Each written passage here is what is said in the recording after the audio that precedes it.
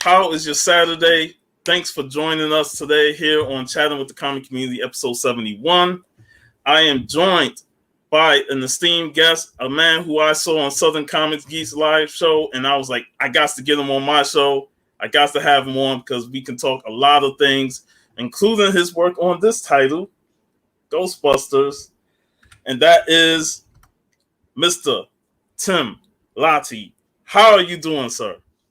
I'm doing pretty good, dude. I'm doing pretty good. I'm ready to talk some random stuff today, man. I think we might go down some rabbit holes, so I'm all about it. Hey, we always go off the rails when it comes to these shows, but that's the fun thing about doing these shows, just having great conversations and getting to know each other.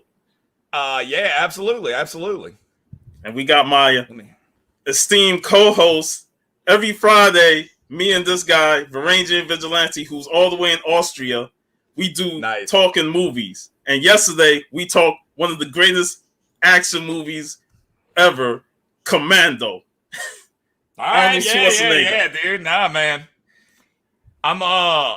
Dude, I listen to a lot of like motivational stuff, and dude, Schwarzenegger's for real, dude. Like the more and more I think about it, man, I think he's just for real. Love it. And he's from Austria, so yeah. Yeah. Oh no, dude, it's free today, baby. It's free today, dude. I got a good Sailor Moon one. So nice. Yeah. No, I love Schwarzenegger, love Stallone, bro. I just feel like and we talked. I just feel like they're honest, dude. Yeah, we talked a couple of Stallone movies on our channel. You know, Cliffhanger, Nighthawks. Dude, bro, I watched Over the Top the other day because it was free on YouTube, and I'd seen it like you would see it come on like TV, like USA or TNT, and maybe you'd catch like a little bit of it, and I was just like, man, let me watch this before I go to bed or whatever. Dude, it was unbelievable. It was so good, and then I realized there's a theme between all the. Dude, Stallone clearly has a theme in his movies about taking the hits of life, taking what life throws at you, and keep going. And, dude, Over the Top is awesome. But he has that whole speech to his son outside the phone booth. And then he has this whole motivational thing about arm wrestling with his son against, like, the bullies and on the pinball machines. So there's definitely a theme with Stallone. Again. And if you follow him on Instagram, he's always like, keep punching. That's his whole motto now. He still gets his workouts in, and you know, he still have the motivation. I can't wait for the remastered edition of Rocky IV, man. I love Rocky IV. I love majority of the Rocky movies, but for him and Drago, oh man. That's kind of comparable to Superman 4. Like I love that movie too as a kid. Like I don't know, dude. It was like you're getting your alternate version, bro, and having to fight him. It was just awesome. Yeah, I love Rocky IV. And it's got a happy ending, you know? If I can change, you can change. Great speech. One of the greatest speeches ever. Yeah, Up there with Bill Pullman. it's just amazing when you sit down and watch these movies as a kid. You get invested in them, and they had those hype music montages that, you know, just want to work out and stuff. And that's what Rocky just highlighted the most, man. I love those films. Rocky IV is the greatest music video ever made, dude. That's all it is. It's just 80s hit after 80s hit, and then sometimes they talk in between. Love a big Rocky IV fan. I love all of them, dude. I was even watching clips from Rocky V the other night. So, not my favorite, but it's up there, dude. I can't say enough about him, dude. And I like the daughters too. I've been following them on on Instagram now, so I guess they'll be next. Sistine and all them, you know. Let me get on that podcast. What up, Simply Incredible Podcast? What's going on, man, dude? If we could get you for a Stallone movie on the Friday show, that'd be awesome. Hey, yeah, dude. I'm all about we could do Over the Top. I'm down with that. We could do Over the Top and just talk about that. It has more of a positive. It's just, it's kind of like, it's basically Karate Kid, but with arm wrestling and a better ending. I'm telling you, dude, because I couldn't stop thinking about it for like 3 or 4 days. I'm just like, man, that was way better than I remember it being, man. So yeah, what's going on, dude? Over the Top fans unite. I'm all about it. VV says anytime, man. Anytime. Yeah, dude. And there it is, Over the Top, great movie. It just is. But I feel like it's one of those that just slips through the cracks. Like you don't It's you don't not think the movie about you're it gonna bring like up when you talk about Stallone. yeah, it's like those movies that people underrate and don't bring it up when it comes to Stallone movies. They'll bring up Rockies, they'll bring up Rambos and all that stuff, but they don't bring up Over the Top. No, and even the little kid in it, I used to not like him for whatever reason. Dude, he did a great job. He was a good little actor. Man, they got the old guy that's in all the 80s movies. Like, he kind of plays his role, you know? Like, he's the same old mean, I don't know. He's either like a banker or the boss or something like that. They must have only had one casting, you know? It's like the same dude in like 40 movies. But he's good at it. He's great at it. Yeah. So, I don't even know his name. But you know who I'm talking about. Yeah, I know what you're talking about. Always the villain. Always the villain. Every week with Instant Classic was released. With all the tracks that was released today, every 80s movie feel like some masterpieces. And then if you look at the summer of 89 or something like that, or you can even go to like release days, release weekends, and you'll be having like Ghostbusters 2, Gremlins. You'll have like 5 classics on the same weekend. Dude, it was just crazy. And really? We used to try and sneak in the various theaters and try and hide so we can watch that movie. Yeah, double up. Yeah, man. Yeah, dude. You would just get it on TV all the time, dude. I just remember watching all these. We had like a little playroom. We would sit on the floor in the playroom, play with whatever, you know, whatever it was at the time, Motu, and then these would just be on, dude. I had friends like that. You could live with like movie quotes. You could only talk to them in movie quotes. It's crazy because they had seen all the same stuff, and so I kind of had a feeling you were like that. Just from the Instagram and everything. So, yeah, I know you've been following me for years. Wild guess, but yeah, you've been following me for years, and I was like, I love my Instagram page because I just post everything. You know what I mean? Like I just don't restrict it to just comics. I like to post movies, hip hop, you know, TV shows, all that stuff because that's all what I grew up with. Like nostalgia. WWE from the 90s. Yeah. Oh dude. Yeah, you know, Bret the Hitman Hart, Stone Cold, and all that stuff. That was my jam. So I'm like, my Instagram page reflects everything that I grew up with. Nice. Dude, that's, I don't know. I enjoy it. I get a kick out of it, dude. I watch the little clips all the time, especially the wrestling clips. It'll be some stuff I'll know, some stuff I won't. And I'm just like, yeah, that was pretty awesome, you know? Because I was more WCW back then. So I'm looking at the WWE, I'm like, that was pretty cool, you know? Like, maybe I should have watched that too. NWO. I was too into that. I got too caught into that, man. I was too into the war. Everybody did. It was the first time Hogan turned heel. It was like, oh shit. It was awesome, dude. It was great. It was awesome. I didn't even man, we went out and we hung out with Scott Hall one night, dude. He was at a local wrestling show they put on down here, Wildcat Wrestling. My buddy Luke Hawks runs it, and they had Hall, dude. He was awesome, man. He was just slamming beers. Everybody was trying to give him shots. He wouldn't do it. So I guess he doesn't do shots anymore. That's a good thing. Yeah, no, I was ready to party. And I'm like, come on, dude. But he was nicest guy in the world. Nice, took pictures with everybody. Like, even after the show, he was just like, whatever. You know, like, didn't care. Cool dude. Awesome, man. Yeah. I met, early in this year, if you saw my Instagram, I met Jimmy Mouth of the South. Oh, Jimmy really, Hart, dude? Yeah, it was awesome meeting him for the first time. I also met Sergeant Slaughter, and he was awesome. They were just Sergeant awesome Slaughter. guys. He's another one that I feel like is legit, dude. There's some people that come around and they kind of like they'll reject whatever like career they had or something like that, and then there are other people that just embrace it 100%. And Slaughter's like that, you know, like he's still going out there in fatigues and stuff, like doing the whole thing up, putting people in headlocks. Yeah, Sergeant Slaughter's awesome, dude. Yeah, and you love seeing it, man. Oh, shit, we got Who Dat in the chat. Oh, what's going on? Oh, man, they are. Oh, there he is, Cookie. What up, Cookie? What's going on, guys? What y'all got, a Saints flag back there? All right. Coming in from Florida. Yep. All the way What's going on, dude? New Orleans. We're in New Orleans. I know who that is. How you been, dude? How you doing, man?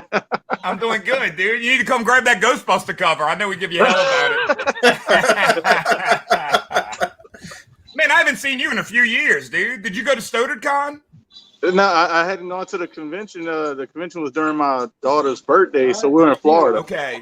Okay. I told Tim, I said, man, you got to stop scheduling during my daughter's birthday weekend. I can't ever come.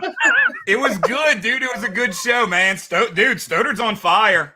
And he's got another one in October, so that's funny, yeah, dude. I told him I said I probably could go to the next one though. So, All right. hey, your boy, I saw the same fight when you took the mask off. I knew it was in my area, man. So he's returning the favor, but oh, sweet, dude. Nice. Web and Star Trek. Man, those bags look clean, dude. Jeez. That's nice, so, bro. I saw you send me the email, so I said, let me pop in there. Awesome, dude, man. what a small world. Jeez. That's crazy. What y'all talking about? Oh, we were talking about various things, man. Yeah, it's been pretty You know random. how we do. It's a random 10 minutes. We didn't even get into the questions yet, so we just randomly hanging out and just chatting. Well, hey, we just popped in because I saw you live. I'm glad you popped in, man. You got that in the store and shit, man. I like give us a tour. Hey, and I'm not that tall. Just throwing it out there. I'm just really short. You know me, Sean. I'm short. I'm not that tall. Just to let the people know. Crazy. that Where y'all tall. at? Y'all at Crescent City? Oh man, I haven't been Yeah, we there at in Crescent forever, City. dude. Yeah, you can see all. Dude, tell them they need to throw another keg party or something, man. Oh, dude, there we go. Insomnia. Hey, you heard him? Hey, Dude, tell him we need another he cake said y'all party. need to throw another cake party. Tim from does Ghostbusters and TMNT and all that. How y'all doing?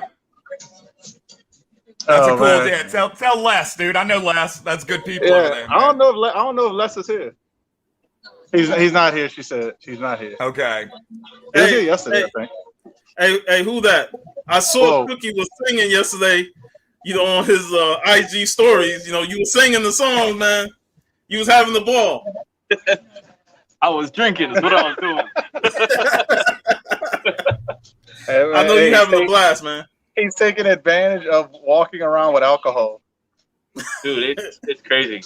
It's a blast. There's two in places New you can Orleans, do yeah, that. In Las Vegas and New Orleans, you can just take your drink and I'm going to take a walk. It's funny, dude. I don't even think twice about stuff like that. I guess that is weird, huh? And when you travel to other places and you try to do it, they no. You can't do that. Right. Yeah, dude, go get a drive-through daiquiri, dude. That's still my favorite. you're like, How does that man. work? I was like, oh my bad, I forgot I was back home. Right. That's awesome. It's something to get used to. Hey, Cookie, I'm jealous of you though because you get to meet Who That twice, and I still couldn't get a chance to meet Who That yet, man. It was a coincidence, man. It was awesome stuff for sure. Hey, I got to take him to another shop. He's gonna be amazed with all the stuff because the guy doesn't know what he has. So. Oh damn. Oh man. That's why I found the He-Man, the first He-Man, DC Presents. Nice. I found that from over there. I could see Cookie coming back with a fat bag. Dude, man. And this shop is beautiful. This shop is really nice. Well organized. Yeah, dude. And you're gonna get a bunch of indies there. You get more independent comics like Image and stuff than anywhere, dude. Crescent City's good people. Awesome, man. But they got a whole bunch of stuff, man, like on the walls and stuff. They even got She-Ra first appearance. But Crazy. whole bunch of good little stuff. Good, whole bunch of little stuff on the walls. People are looking for.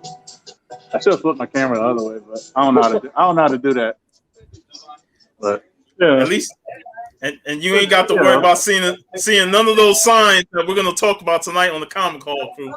No. Like I have to say, they do keep up with the market, and they don't do. I like that. So Those are good people, dude. I'm verifying that too. That's good people over there, Yeah, man. yeah. Big time. Yeah, Awesome, man. yeah. That's what I say. I like that. You don't have to. I don't know how to say it, but you don't have to do the job for them. They do it for exactly. they do it for you. That's what it's supposed to be. Yeah. So, well, yeah, I ain't gonna keep y'all, man. I just wanted to stop in. Show your boy trying to get more books than me. He's trying to outdo you in your I don't hometown. actually have anything. I don't have anything to purchase. He's trying to outdo you, man. I look. Honestly, I've been getting very picky lately. So I don't know, you know. And I've been getting stuff from my daughter. Like I've been getting female characters. So, what's up, Kyle? Kyle walking from New Zealand. Crazy. So, but hey, y'all. Hey, look who just joined us. Look, Rob Words. What's up, Rob? Long time no see. Who that? What's going on? I can't complain. When I see you on, I see Puffs on, and hey, Tim. I'm looking at the back wall, dude. That's incredible. That Hall of Justice setup. That's freaking awesome, dude.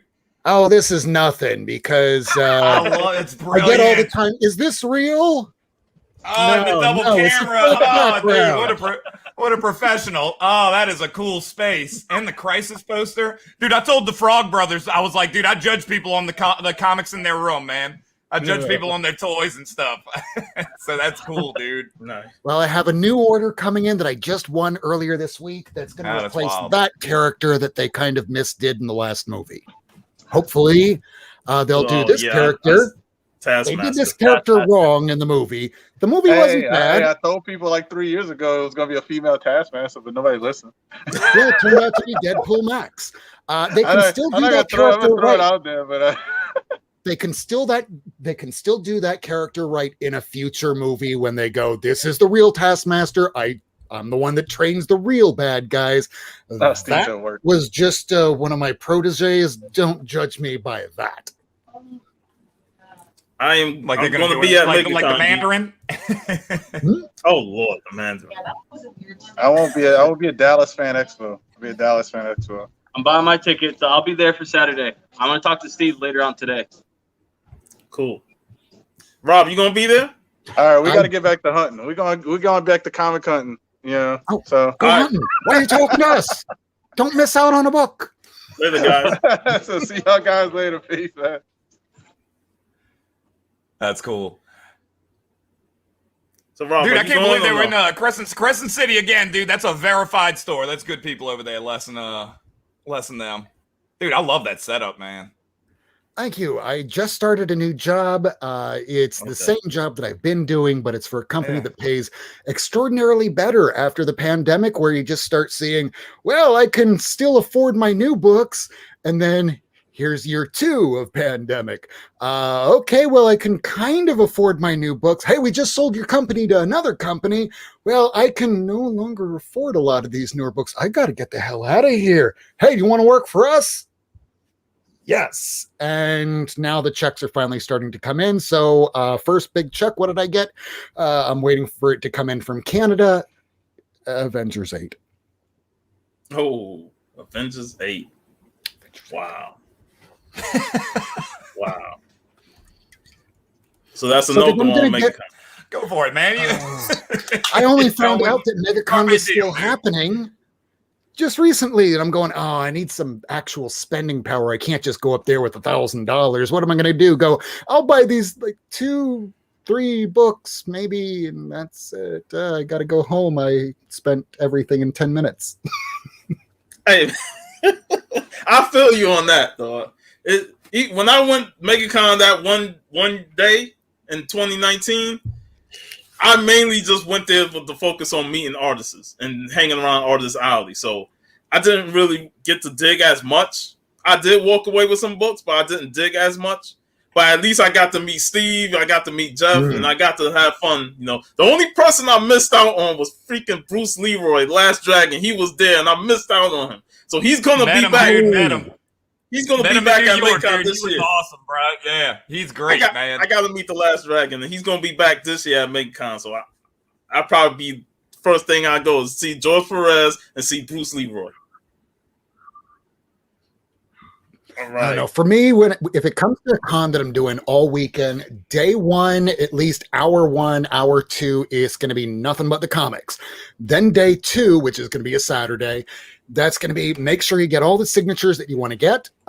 So knowing now that you don't have the time that we used to be able to stand in line, whereas 10 years ago, 20 years ago, you could get maybe 10 signatures. Now choose 5, and then choose the top 3 that you really can't miss. And then out of those 3, pick one that you absolutely cannot do without, because you'll probably only get 1 or 2. Wait, so why can't you stand in line the same? I don't know It's about just this waiting. one. It's just all the waiting. Okay. And I'm sure now, post-pandemic, for conventions that actually give a shit about your health, they'll probably still have some kind of social distancing, which will make lines that much a little longer. Right. So it's just planning more than anything. So day 2 is going to be getting your signatures. And if there's like one panel that you really super got to see, make sure you do that, because there's no way that you can get in everything that you want to get in going to any conventions. That's a good show then, man, if that's the case, Hey, I'm happy just getting like 1 or 2 signatures. I know someone like Tony Fett who has like 10,000 signatures, and I'm probably undercutting that. He's all about the signatures. Everyone has their modus operandi when they go to the conventions. But there's so much to do at the conventions, and I felt like I missed out that time. I only went one day because I was focused on doing like one thing that I didn't really get a chance to really go through the whole room floor. And that's how I missed out on other things. So that's why I want to go to multiple days. Will! What's going on? I like getting a new guest every now and again. All right, go. What's that should pop out to give someone else a chance. What's going on, Big Will? Not much, man. I just got home, saw you sent me an invite, and here I am. I have arrived. What we doing? What we talking about? Where you at, dude? I can hear the twang. Alabama. Nice, man. Where about? Up in around Huntsville. Okay, I'm thinking about moving there, dude. Seriously. All right. Well, when I was looking at like out by Mobile, like Daphne and all that, Daphne Fairhope. Why Alabama instead of like Tennessee? No income tax. Tennessee. Family. Because I'm from New Orleans, so I want to be like, if something happens with my parents, I want to be able to like get back quick. It would be like, I'm an hour away now. I'd be 2 hours away. Well, yeah, that'd do it then. We're gonna talk real estate now, dude. We're all over the place, dude. Yeah, but it's like it's supposed to be like really nice out there. You are, but I'm Will. I'm Tim. I'm Tim, by the way. Yeah. Tim, nice to meet you. Nice to meet you, brother. Yeah, Tim is an artist. He works for multiple publishers like IDW, Dark Horse, and Boom. And he's done some of my favorite Ghostbuster covers.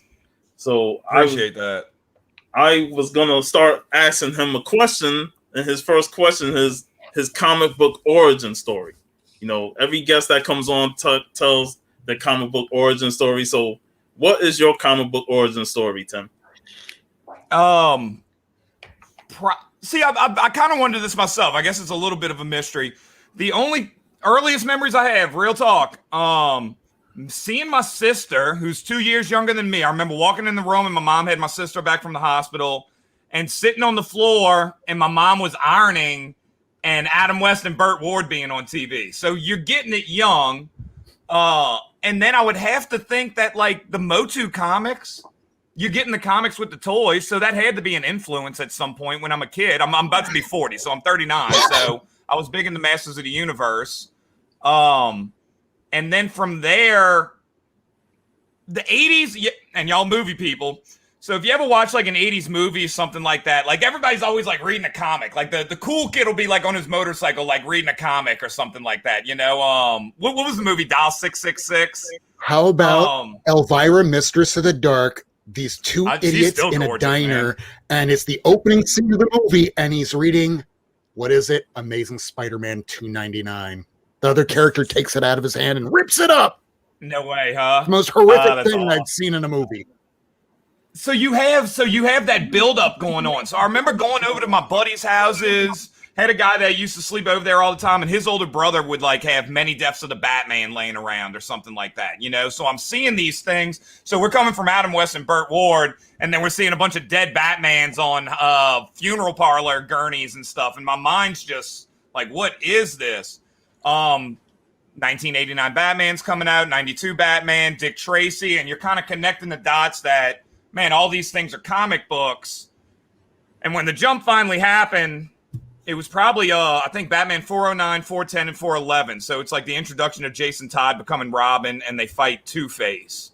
And dude, it was just downhill from there. Image came next, and I was always drawing this whole time period. I'm always drawing anyway, and it just kind of focused. How Stay Puft, you're about the same age as me, dude. How do you escape Death of Superman? How do you escape Nightfall? Yeah. You know what I mean? Like you just don't, dude.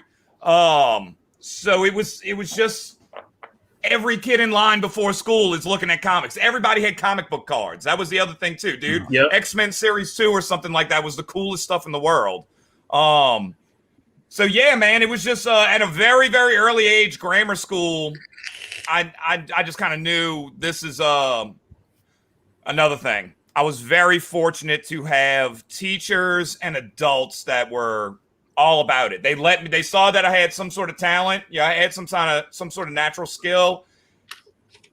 Even sometimes to the detriment of like me doing my schoolwork, because I would just draw in class in my notebooks and stuff like that. But they promoted it, dude, like big time, dude, all the way through high school. I always had teachers that were promoting it.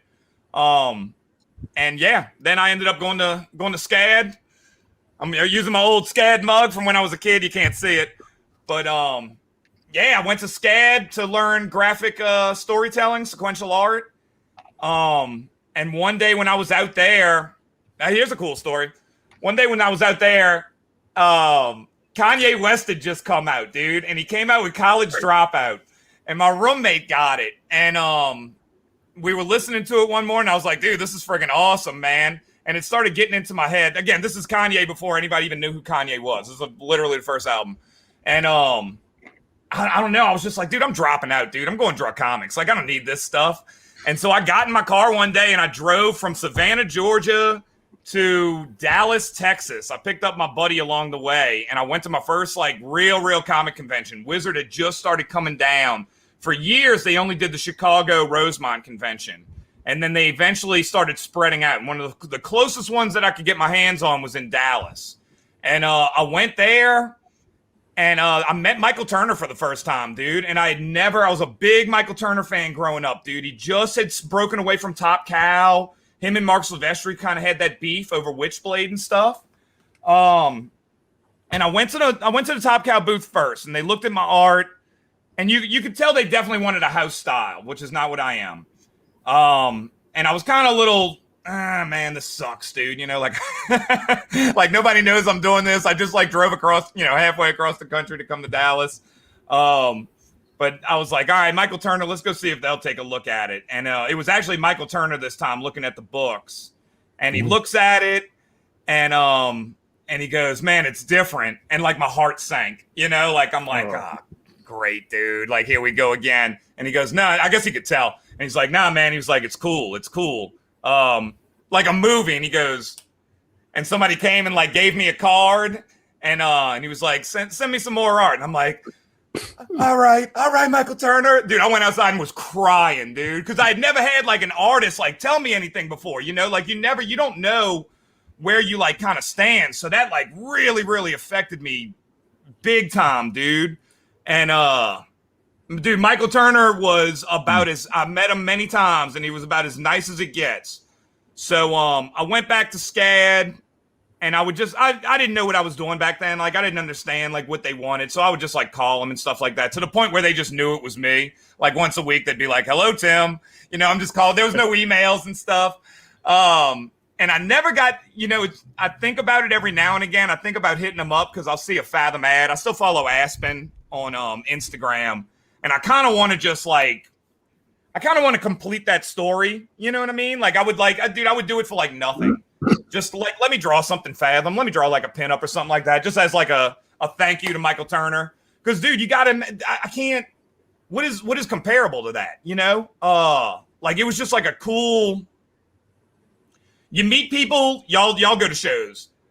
Sometimes if a celebrity is cool, they can almost like ruin it for you, Like you might meet somebody and you're like, and like next time you watch that movie, it's like, man, that dude was an ass. Dude, Michael Turner was awesome, bro, and made a huge impact on my life. So just by being nice, just for like the 10 minutes. From there, you kind of go into like no man's land for a while. and then I eventually landed a gig at Ape Entertainment, which was a little company. They were doing like Sesame Street. But there's my talented Padawan right there, Phoenix Feather. She's gonna be. You can be asking her questions one day. She's really, really good. Very autumn oriented.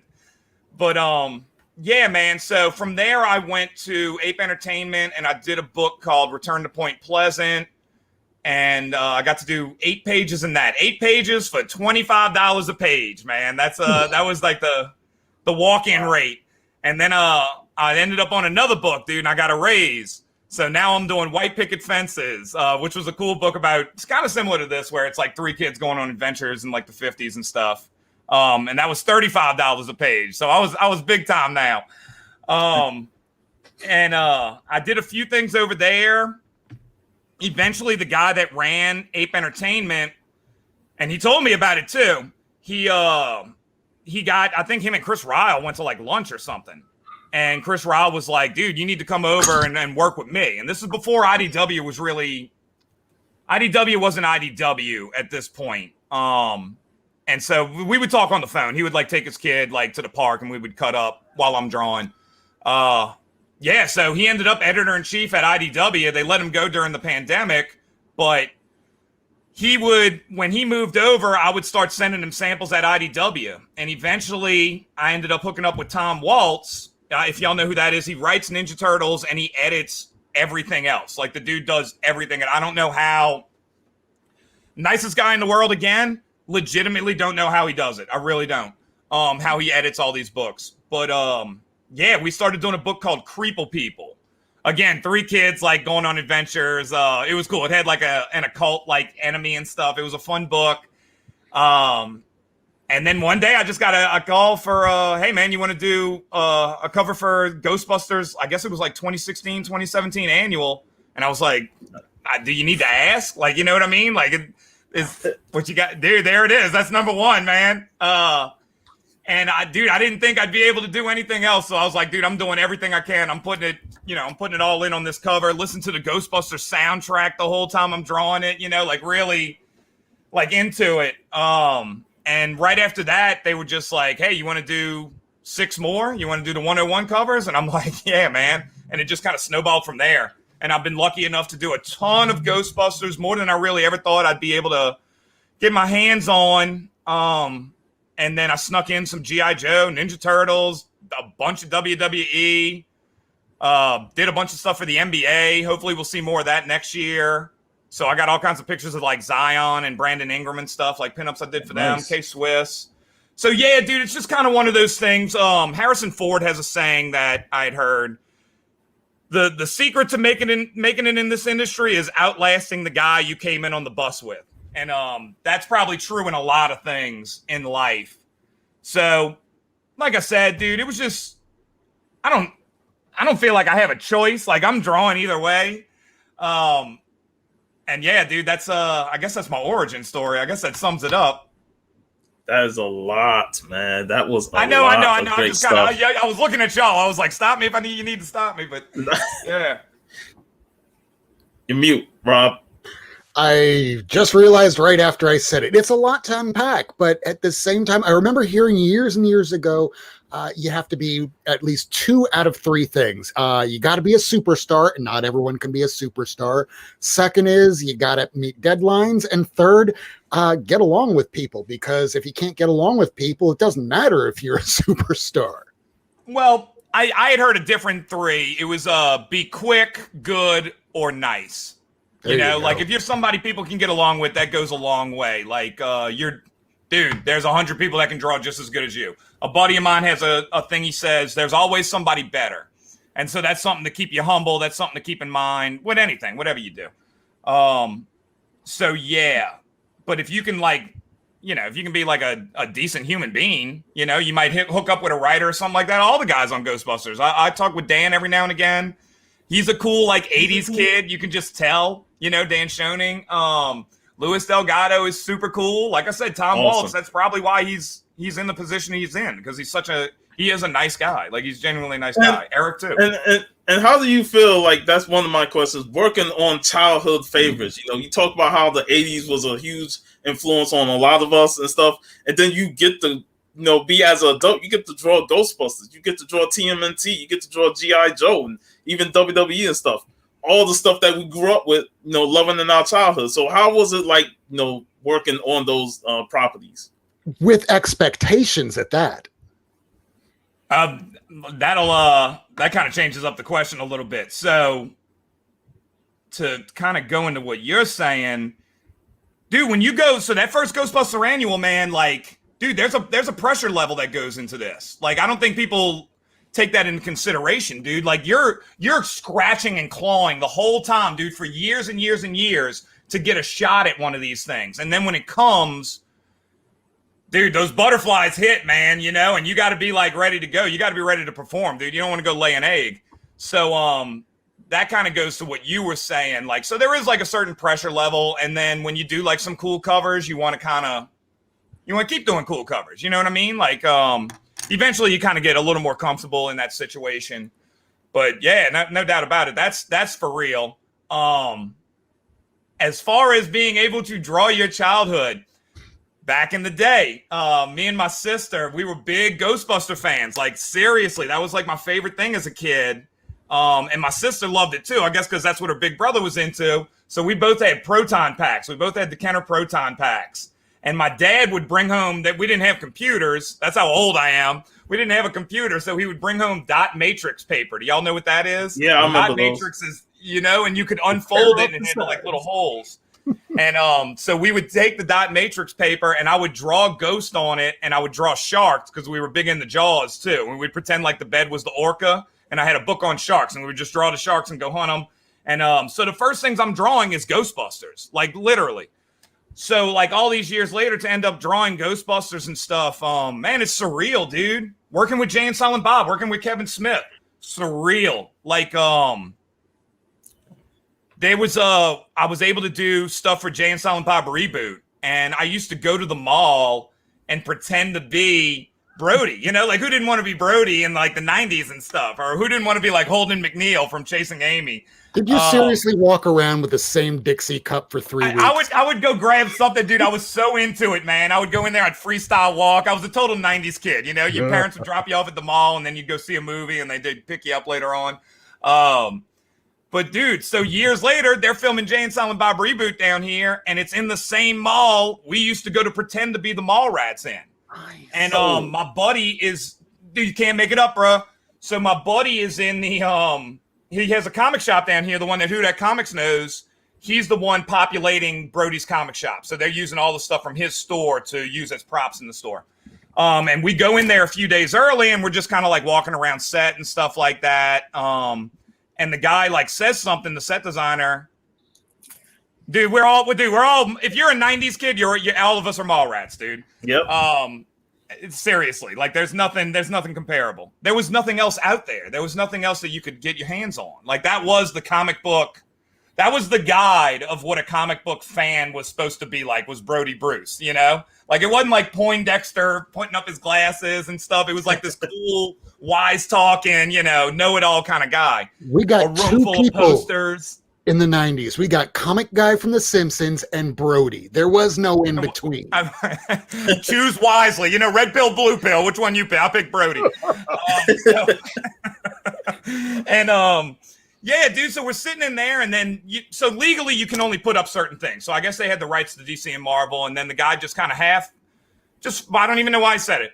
Goes, yeah, man. You know, we got the rights for Ninja Turtles and Ghostbusters and stuff like that. And my buddy goes, bro, this is the dude. Like, this is the dude right here. Even though I'm not Dan's the dude, but he was like, I'm like, yeah, man. I was like, you want some Ghostbusters stuff to hang up? And he's like, I'm not gonna say no. Like, very nonchalant, you know, like, not gonna say no. So we went to Michael's. I bought like 9 frames at $10 a piece, and we came back to my house and put all my originals in frames. So when Brody comes out of the comic shop, there's a bunch of my original artwork hanging in Brody's store in Esplanade Mall in Kenner, Louisiana, dude. So something like that, something like working on Ghostbusters, dude. It's just, I don't know. When you get into comics now, you're not looking to be a millionaire, man. You're doing it because you love it. Yes. So just straight up. And things like that are like little Mario 1-ups that keep you going, you know? Like, it's just kind of like, man, dude, like, you can't even, you go and tell your buddy. I have a buddy of mine that he's a high-powered lawyer now, high-powered maritime lawyer. And like, he was getting just as much excitement from it as I was, because we grew up in that kind of thing, man. So yeah, dude. I don't know. That one's hard to answer, to be honest. I know I gave a long answer, but surreal? That would be the only word. It's crazy, dude. It's cool. That's awesome, man. Because short answer. It's like one of those things where, you know, you wouldn't imagine you doing Ghostbusters or Turtles and stuff. And you grew up with this stuff. So it's like an opportunity to draw your favorites, you know, as an adult. You know, and it's just something that always appealed to me when, you know, you're young and you watch all this stuff and then you become an adult and you become a part of it. You know, you're a part of the process of, you know, whether it's doing the comic books or whether it's, you know, producing a movie or a cartoon and stuff. And it's like, I grew up with this, so now it's even more investment into me to push harder and to strive for greatness, you know, and that's what this was all about with you. When you started doing this and they liked it, then they say, you want to do like more? You want to do some more Ghostbusters? And you jump all over it. I don't even know why they asked me those emails, you know, like I felt like they were dumb, you know, like why? I'm in a Ninja Turtle shirt now, dude, you know, like, yeah, like, dude, and you can't take that away. You know what I mean? Like, that's the other thing. I look at it like that. I'm a big NBA fan, or I was a 90s NBA fan. Like, dude, you win the championship, you're always champion. Like, I will always have Ghostbusters, like, checked or something like that. So it's just cool, dude. It does mean a lot. Just to be connected to your childhood. Like, it gives a different level to it. That would probably be a better way to describe it. Johnny Cabra, who's another big, like, ghost head. I'm sure he feels the same way. I'm sure Dan feels the same way, and all of them do, you know? So, yeah, man, nice. It's cool, dude. We just got another G.I. Joe that came out July 7th. And y'all are big comic book fans, dude. Like, we're sitting there. Michael Golden drew it. Larry Hama wrote it. And they send you, like, a little preview. So you get, like, a email PDF just to kind of basically check your name, make sure everything, like, looks correct. And I'm looking at it, dude, and I didn't realize it the whole time, but Denny O'Neil was the editor. And I'm a big Batman fan growing up. I'm lucky I'm working with Chuck Dixon on a webcomic now. And, like, when I saw Denny O'Neil's name, I'm just like, no way, dude. Like, that's the closest I'm getting to Denny O'Neil. You know what I mean? Like, what you got back? Oh, nice, man. Nice. Dude, another steward of the medium. Denny O'Neil was legit. Yeah, big fan. So that was another editor. Kind of just... You got to respect that. Yeah. Dude, yeah. Come on. A big fan of him. So, yeah, that was another, like, cool one. So, I don't know. I guess it's like playing basketball with Kobe or something. I don't know. You know? I'm trying to think of a good analogy. Well, that's awesome. But, yeah, man. So, Will and Rob, y'all got anything else y'all want to add or ask before I go to the next one? I do, but I'll give it to Will first. No, because I'm usually the youngest one on the panel. My childhood was a little bit farther than you guys, so I love Ghostbusters, the movies. I love the Ninja Turtle movies. I couldn't care less about the comics. Personally, that's just me, though. I will say this: Have you read the comics? I have read a few of the Teenage Mutant Ninja Turtles, but I've never even picked up a Ghostbusters book. Okay, I'm saying this as my computer went blank. I'm saying this. Don't even buy one that I did a cover for or did the interiors for. If you're a fan of movies, if you're a fan of like the movies and 80s movies and stuff like that, go read Mass Hysteria by Dan Schoening, Louis Delgado, Eric Burnham. That was one of the best books I ever read, one of the best series. Yeah. And I think those dudes, that creative team, not being a homer, I know it's going to sound like it, that creative team is underrated in the industry, man. Like what they do on that book, it's a fun, there's always like we were talking earlier about the villain from Over the Top. Dude, they're always throwing in cameos from like all of 80s pop culture. Yep. And it's just good, heartfelt stories that feel like the natural progression of the films. And are funny. They're funny. They're exciting.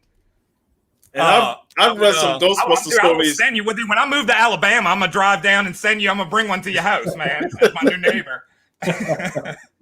And I've read some Mass Ghostbuster hysteria. stories like before they took over, and they were like hit or miss.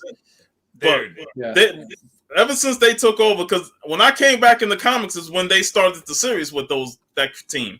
And I read it and I was like, I totally see the voices of the actors in this book, and it just continued to get better and better. And Dan Schoenen's art is just beautifully drawn, especially the backgrounds and the colors, especially from Lewis. I love that team, and they've had a long run on that series, and I feel like I can't see nobody really topping them. Yeah, I wouldn't, it would be like, it's like watching Nolan Dark Knight or something like that. You know what I mean? Just let it go. Like just walk away. I'm big fans. And like I said, that's my favorite. I read that before I ended up doing any Ghostbuster stuff. So I knew like who all the characters were. Just honestly, I was paying for Comixology Unlimited and it was just free at the time. So I was just like, man, let me check this out. And I was like, whoa, this is awesome. They fight like Zul's sister. This chick with like Medusa hair and stuff, man. It was awesome. And it's better than Ghostbusters 2. Like it has that threat level. It's just really good. Winston has an awesome backstory with a woman that I don't want to give away. That's just like, it's so good, man. Awesome. So that check it out. That is my plea. Well, hey, he's like, whatever, dude.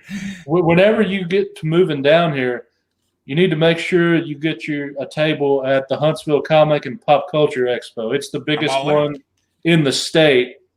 I go every year. It's real fun. It just recently went to a 3-day convention. They had it this April of this year, and April of 2020. We had precautions put in place and everything. They haven't missed a year yet. Love it. Nah, dude, I'm done with King Cake. I don't want to see a friggin' Mardi Gras beat ever again. I'm out of here, dude. I'm coming to Alabama, man.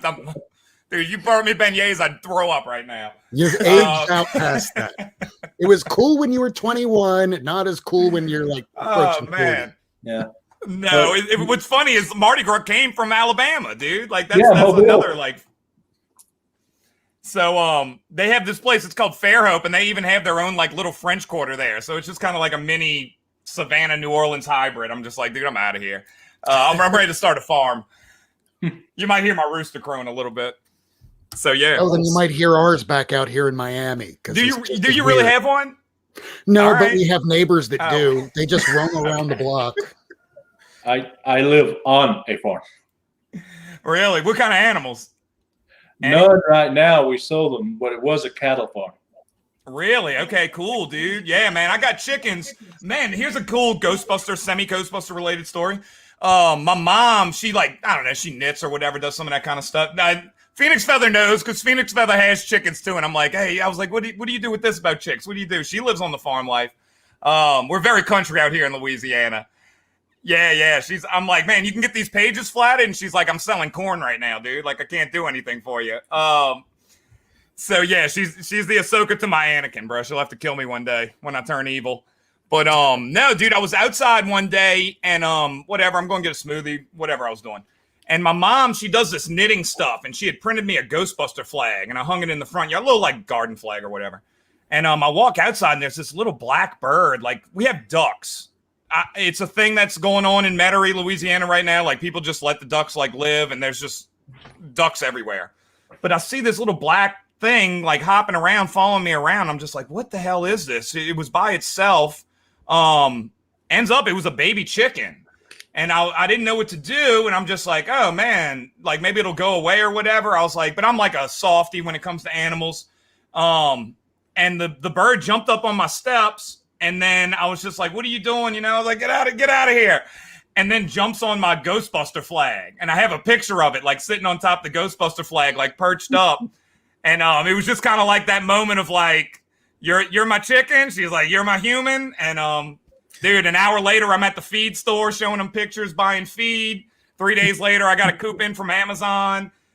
A few months later, I feel like she needs friends. I got more chickens, and a year and a half later, I'm like, dude, I'm moving to Alabama. I'm starting a farm. So watch it, bro. If chicken shows up on your doorstep, be careful, dude. It's a gateway drug. You never know what's gonna happen. That chicken was a Trojan horse. Dude, there's something going on here. See, you were the complete opposite of the dude from the real Ghostbusters episode, Chicken He Clucked. He wanted to get rid of all the chickens. Nah, dude, I would fight that dude right now. I will tell you, though, not only did chickens taste good, they are the most heavy metal of all the birds out there. What you mean heavy metal? These are hens, man. I'm laying eggs. I'm not eating nothing. I'm laying eggs. And they will kill anything that's with blood on it. You can chop their dude. heads off, and they can live up to a year headless as long as you feed them. They are like the most metal thing ever. And Buckethead loves chickens, and he helped create the Power Rangers theme. So I mean, oh really, dude? No way. No, man, dude, I've spent so much time on friggin' backyard chickens and stuff like that. Like, I've learned so much, and my friends, it drives them nuts. They're like, dude, not again. Like, we're trying to, hang out, dude, and you start talking about chickens. Rob, but, dude, I had a little one trying to eat a lizard the other day. I'm holding her. I'm trying to knock it out of her mouth, and she just goes, chomp, chomp, chomp, eats a whole lizard whole. It's ridiculous, dude. I've heard stories that will eat mice. It's wild, man. And the rooster, bro, he's such a badass. It's awesome.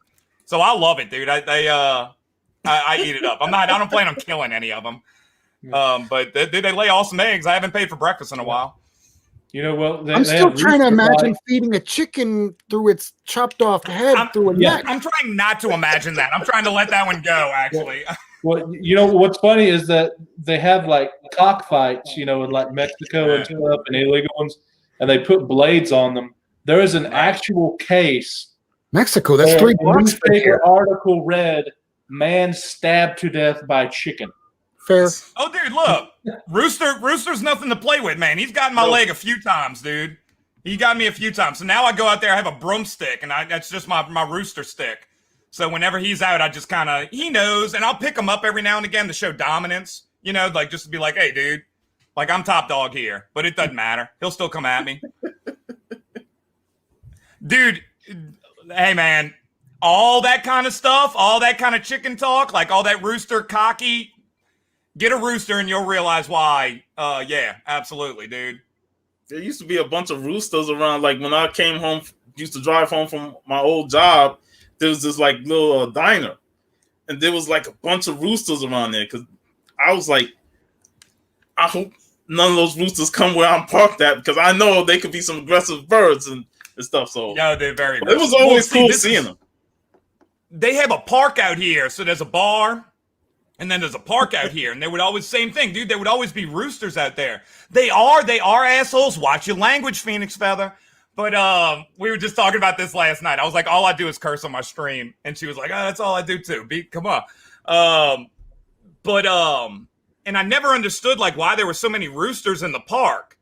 And now I realize people get chickens, and then, sometimes you get a rooster and not a hen, and they go drop them off at the park, and they're running around out there. I love him, dude. I think he's awesome. And he definitely provides a service, dude. He watches out. We had some hawk issues. He's watching out for hawks. He gets some food all the time. Dude, he's a protectful guy. I love him, dude. I get a kick out of him. Yeah. That's the only downside to chickens, though. Is we used to have some, but we didn't buy a cage or a coop or anything. We just kept them in the old barn. Yeah, predators, man. Ferrets, weasels, wolves, the dog, everything tries to get them. And they can fly, but it's a few feet up into the tree, and that's it. They can't actually fly. So they don't have the best defense in the world. No, but that's why you get a rooster, dude. And a rooster, he'll die for the hens. You know what I mean? And if he sees something up in the sky, he'll see stuff before I do, and I'm super protective. Yeah, he'll let out that weird. Chickens, and he did not get a rooster. All right, yeah. So now, you learn something new on this show. Now y'all know about chickens a little bit. I know, man. See, this is what we do. We go off the rails, man. We went from talking comics to chickens and roosters, man. That's awesome. Dude, this is yeah, I can't help it, man. That's so that's what I want to do, dude. I just want to do my own books, draw my covers, and then I want to farm and just raise hens, dude, raise chickens and stuff like that. Maybe I'll get into. I'm thinking about like Nigerian dwarf goats, maybe. I don't know, dude. Like we'll see where it goes. We'll see where this this adventure takes me. You get goats, you can get you a nice side business cleaning, land off for people, because that goats do it better than pretty much any machinery. Oh, really? Really? Yeah. No, so there's a cool video on YouTube. I mean, you can kick them away. Yeah. We do cattle on our farms, and bulls can get mean too. We only have a certain amount of bulls in one pasture, otherwise we'd have a bloodbath. That's what I have going on right now. So I have the rooster separated from the hens because I only have 2 hens, and he'll overbreed them, and they're molting. So I'm just keeping them away while their feathers are coming back in. And I was literally at the feed store yesterday. My buddy was on the phone with me. I went to go pick up some food for him, and I was like, "Hey, let me call you back, man." And we're talking about ways to like get the Indiegogo going and stuff like that. And when I call him back and we get on the phone, I was like, "Sorry, man." I was like, me and the guy at the shop started talking about sex and hens. Like how to tell they're not a rooster. And he's like showing me the feathers and stuff like that. And he was like, I'm legitimately never surprised when you come back on a phone conversation, like what you're going to say. But yeah, dude, it just becomes a thing. And when you get in these groups, like everybody kind of says it. They're fun to watch, bro. They're entertaining little creatures. They're sweethearts too. I think they're really nice. But Phoenix Feather, you actually can have sheep. Our pasture is being used by a neighbor for his Australian white sheep that he uses. And those are sheep for meat, not for wool. And so you can actually have sheep if you have the right kind and, take care of them. But, man, be in business with your goats if you get goats. You could advertise for kudzu removal. They'll get in there, eat it up. It's great. I've often thought I was figuring just like the goat milk and stuff like that, man, yeah. Nice. All right, enough farming.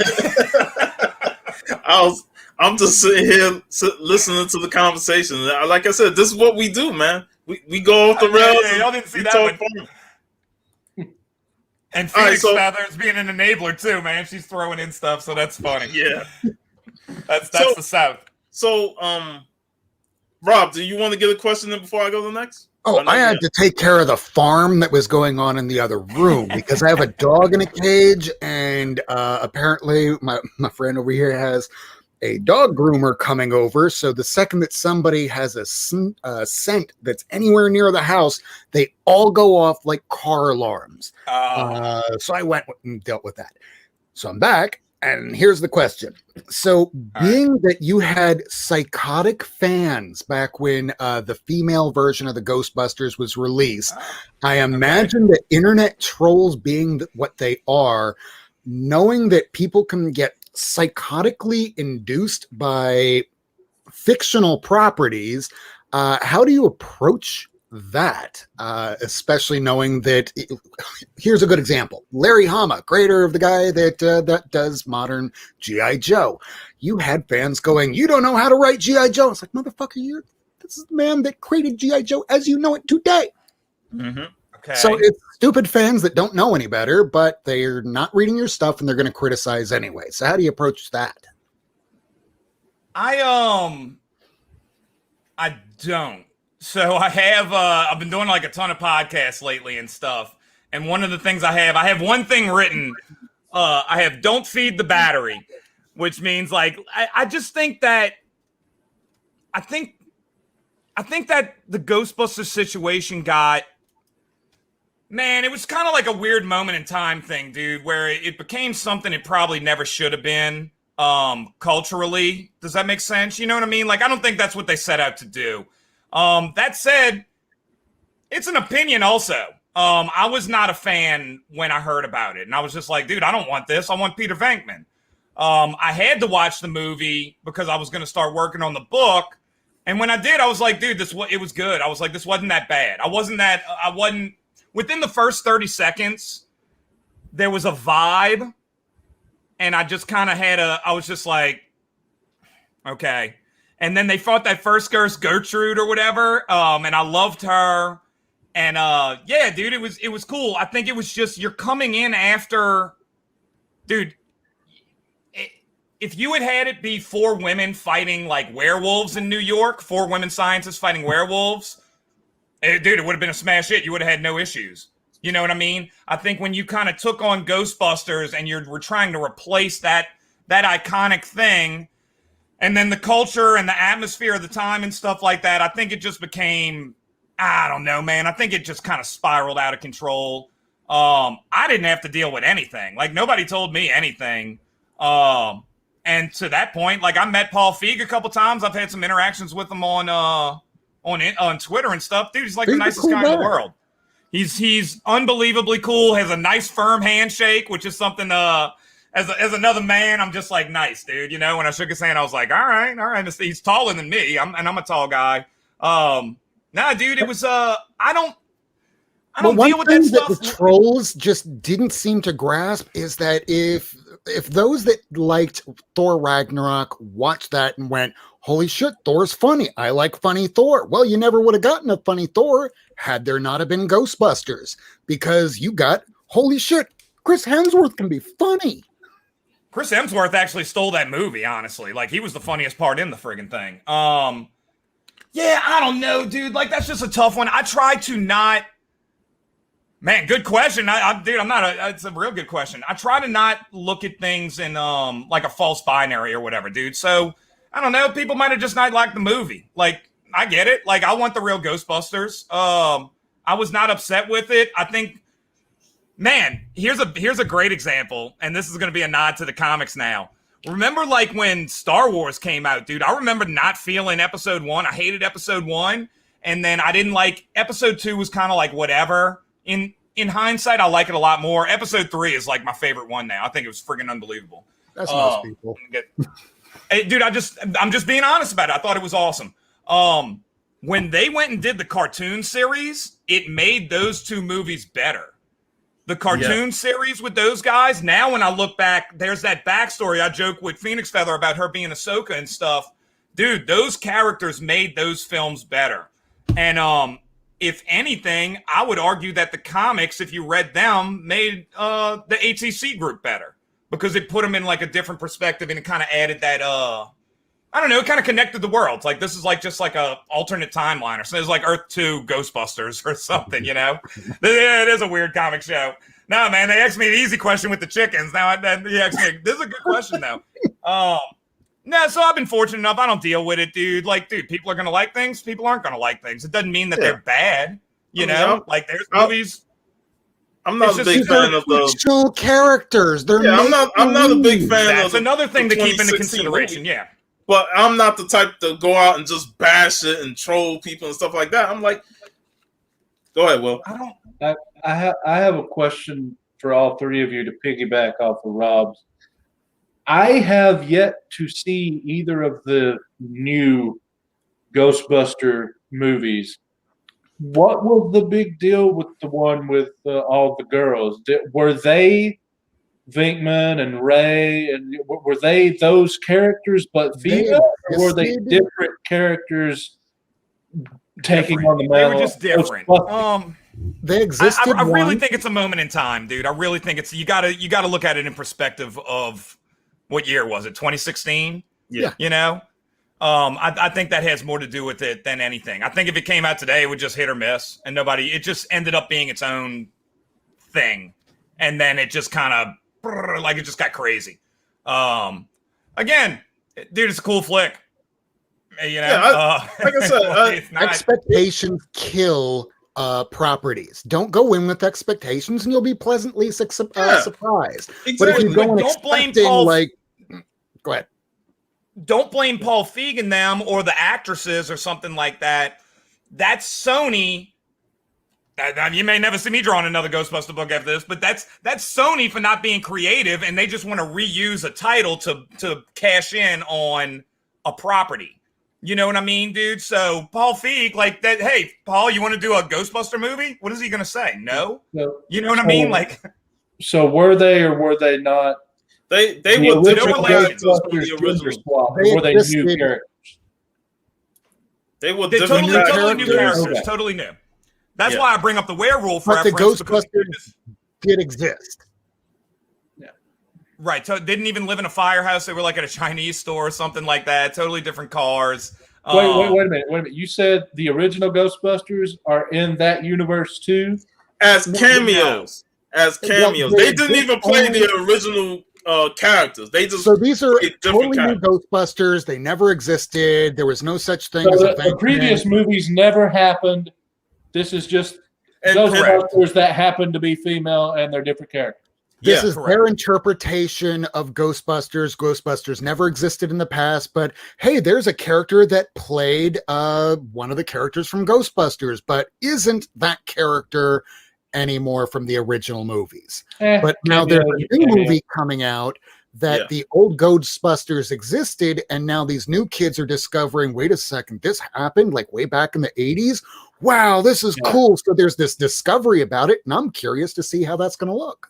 But I can see the other side too, because I'm a hardcore fan. And look, when they take the underoos off of Superman, I'm like, ugh, like I'm losing my mind, you know? So I get it, dude. It's something you love and they're changing it. It's a perspective thing. It's totally perspective. At least that made sense, though. Of all the things to do, taking his underwear off the outside, that at least made sense. I mean, it wasn't classic Superman. It doesn't. Because back in the day, that's what the muscle men of the time would do. They all wore those underoos on the outside. So, I know. We know a little bit more about the history. Yeah, I think it was the hundreds look like that. The underoos. It's just that we've been so used to that growing up that when they took it away from us in the new 52, it's like, man, Superman looked naked without dude, like my head's shaking. You can see steam coming up. I'm like, oh, what is this? That's true, but there haven't been real musclemen like that for like 60 years, though. So we've never seen one. All right, miss. I mean, so I can understand what they were doing there, and it didn't bother me that much, but that definitely was a different look. It was not classic Superman. Oh yeah. No, so just saying, like I just think it's just fandom, you know what I mean? And I think internet plays a factor in this. Big time. Before something would happen, God, think about the garbage we had to watch growing up. Like they destroyed movies, and dude, you would just have to take it, man. Like they did a bad movie about a comic book character, like you didn't get to go online and go. So I think that's a factor here too. I mean, boxing, they're Hanes. Let's leave it at that. You know what's amazing to me is doing the movies like you said, but back in the day where they had no way of doing any good technology back then because it didn't exist. The movies were kind of cult classic because they were good, except they didn't look good because there was no way to make them look good. I would love to see a remake of like Darkman. Or some of the Darkman stuff like that was good, but it just didn't look good because they didn't have the ability. Well, just imagine Superman. In Superman, way back in the day, they hired. The screenwriter was the dude that wrote not the screenplay, but the novel Godfather, Mario Puzo. So you had somebody that was already a very acclaimed writer going, hey, you're going to be doing a superhero project. And this is the 70s when superheroes are heroes in tights. It's a joke, tongue in cheek. This guy takes it seriously. And the producers are going, I don't know if this is going to work, but we're going to let him run with it. They're trying to film Superman 1 and 2 back to the back. The first one's released. It's amazing. But the second one's still being shot, and producers go, yeah, I still don't like the way that this is going to react. And they start hamming it up. And they keep hamming it up until Batman 1989. So until that time, no one was taking it seriously. Except Dolph Lundgren. I love that movie. I love friggin' dude. My Captain America is still the dude from the 90s Captain America movie. Oh man, my cap. It's just fandom. My cap is J.D. Salinger's son, Matt. Dolph Lundgren's lurking around in the sewers and stuff, killing people, throwing knives in doors, walking out of burning buildings. He cared. I still have to say though, the best Superman movie obviously is the first one, but the best one for me is the second one. only because of the guy who played Zod. That was just amazing to me. I love Yeah, I love him, man. No one can say it better. Kneel before Zod. And I like Gene Hackman after that when he was like, Superman, I knew you'd save the day. Like when he switches on him at the very end. Like that's just a great role for him, a great acting job. And even your boy Kevin Smith used the line in his movie. Kevin Jor-El, son of Jor-El, kneel before Zod. Used it in the movie. Possibly made it more famous, arguably. You know what I mean? So yeah. Hey dude, Kevin Smith. He still Zod to me because I liked it, Michael Shannon, but he didn't have Terrence Stamp's gusto as Zod. Like Zod just came in, hands behind his back like these puny humans. You will kneel before Zod, and he just owned that whole movie. Yeah, he was like, I'm better than you. I know I am, and you will too, because you will be kneeling when you see me. Like, Superman, save us. Like, who is this Superman? Superman, come kneel before Zod. Awesome, man. Hey, I still want one more scene with Superman getting wasted in the boat. Yeah. He was a bully in that movie too, dude. I always thought that Superman versus Clark Kent should have been the main event of that movie. Because he should have transformed into Bizarro. That would have been the perfect chance that Superman is Bizarro. Then we'd get a real supervillain instead of them facing off against Lex Luthor every single movie. Dude, I was watching a bunch of Minty this week, so it's funny you're bringing this up. And I was watching all the Superman episodes. Apparently, they didn't do Bizarro or they didn't do Brainiac because they were going to use it. It has something to do with Supergirl. Like they were filming Superman 3 and Supergirl at the same time, so that you can see where in Superman 3 there was going to be a Brainiac, and that ended up being the computer and all kinds of stuff. Like there was a whole hodgepodge mess up that went on there with the what were their names? The Salkans? Yeah, the Salkans. The producer. Yeah, dude. Yeah. And my favorite explanation from, so how are you a computer hacker? How are you so good at it, Richard Pryor? I just am. Right, yeah, he just goes because he needs like work requirements or something. He just like learns computer like immediately. Yeah, I do not like random. I do not like Superman 3. I like Richard Pryor as Richard Pryor, but I don't like Superman 3. But I'm kind of okay with Superman 4, The Quest for Peace. Bro, Quest for Peace all day, dude. I would argue that's my favorite. We were just talking about this, dude. Quest for Peace is awesome. It had the best poster. I like Nuclear Man, dude. He's kicked butt, dude. It was a little weird with the the really long fingernail growth as a sign of power, but hey, you know what? That's okay. He's being Nuclear Man. I will say Christopher Reeve was so good at Superman that when Nuclear Man defeated him and his cape was flying in the air going downward, I cried as a kid, man. Dude, and then he's sitting in his apartment, like, sick because he got scratched by Nuclear Man and stuff, like, that was hardcore. Lois comes in and talks to him. Dude, that was, Reeve wrote that, too. So I think he wrote and directed it. Yeah. So I have some inside information there. Back in the day, I used to drink a lot, and one of the people I did with it was she played Lois Lane in the movies, and I got stories, and Christopher Reeve was not the nicest person in person. Really? And so I'm guessing that his confidence level with each movie, it raised his ego. So when you were watching Superman in the movie, you were watching a man believing he actually was Superman. That's crazy, dude. Because I know him and Margot Kidder supposedly didn't get along on set or something like that. Really? He seems like such a nice guy. He seems like super, super nice. Well, hopefully he was to fans, but at least from her first-hand perspective, it did not seem that was the case. But hey, everybody has their own perspectives. Right, I would imagine after his accident, that probably changed him a lot. So he probably got a better attitude. Sure. After. Immensely. Oh. All right, so yeah, I want to see it. I got Slimer with the Back to the Future hat on back there, dude. Up in the. Oh yeah, I see that. Nice. Spinner rack. Yeah, my buddy hooked me up with that one.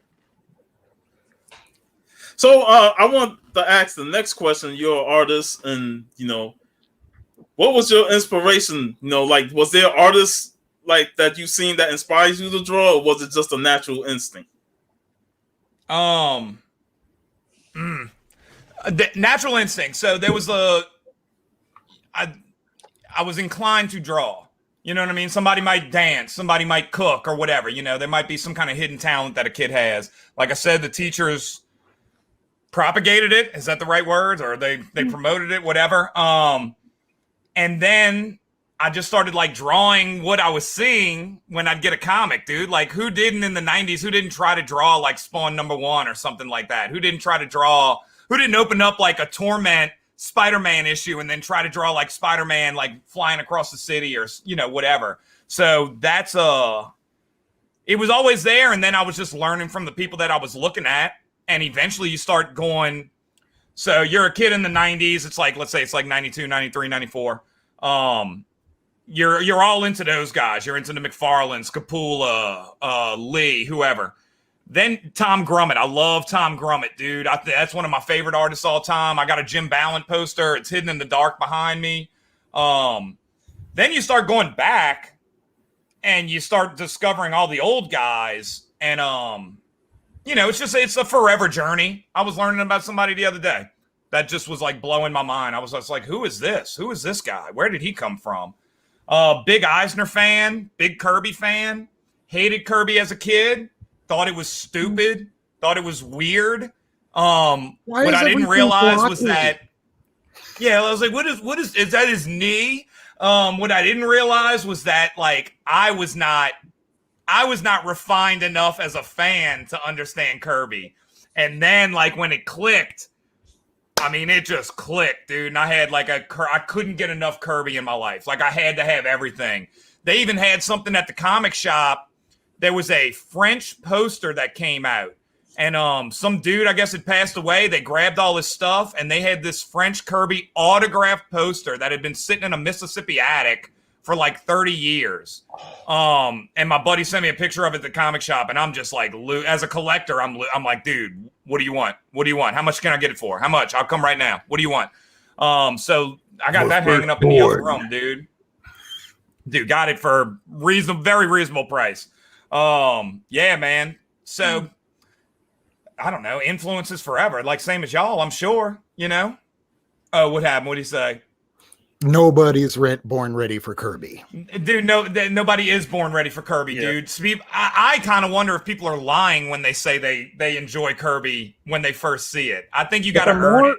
The more you hear about Kirby, the more you learn about his life. That this dude fought in World War II. This guy would start his stories with, this is how I killed 4 Nazis.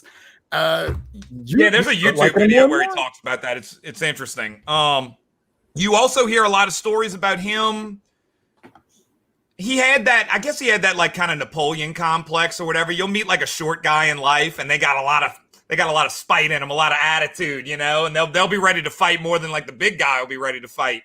And I think that was Kirby. There's a great book by Will Eisner. There's a collection. It's called A Life in Pictures. And then there's a story in it where he tells about the early days of the comic book industry. And it's kind of, you can tell who the creators are. You can tell like, this is Kirby, this is Bob Kane and stuff like that. But that's how Kirby was, man. He was ready to fight, ready to storm out the door, this little Spitfire kind of guy. What did you say? And he seemed like he was, yeah, right. He's always, if you watch Superman the Animated Series. I met Steranko. Went to dinner with Steranko 2 years ago. We went and got steak, and it was very Steranko's like the talk about surreal. He's like the literary equivalent to comic book Ernest Hemingway. Steranko, dude, it was so weird, man. Like in an awesome way. I'll tell you a great story. So he's not doing autographs, you know what I mean? Or no, he's not doing photos. Pretty lady. He's not going to take a photo. Won't take any photos. There's like some kind of rules, like maybe he'll take a photo with the group, whatever. And we're at Wizard World, New Orleans.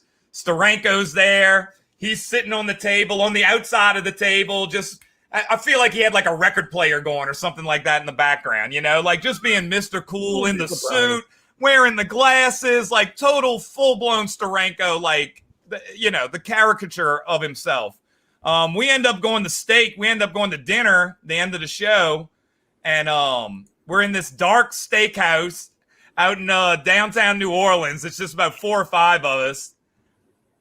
Dude, I could write a book about this, dude. It was so bizarre. It was so, when I say bizarre, it was like it was cool, but he had these handlers, or he had this guy that was helping him out that was like a huge, like, metalhead.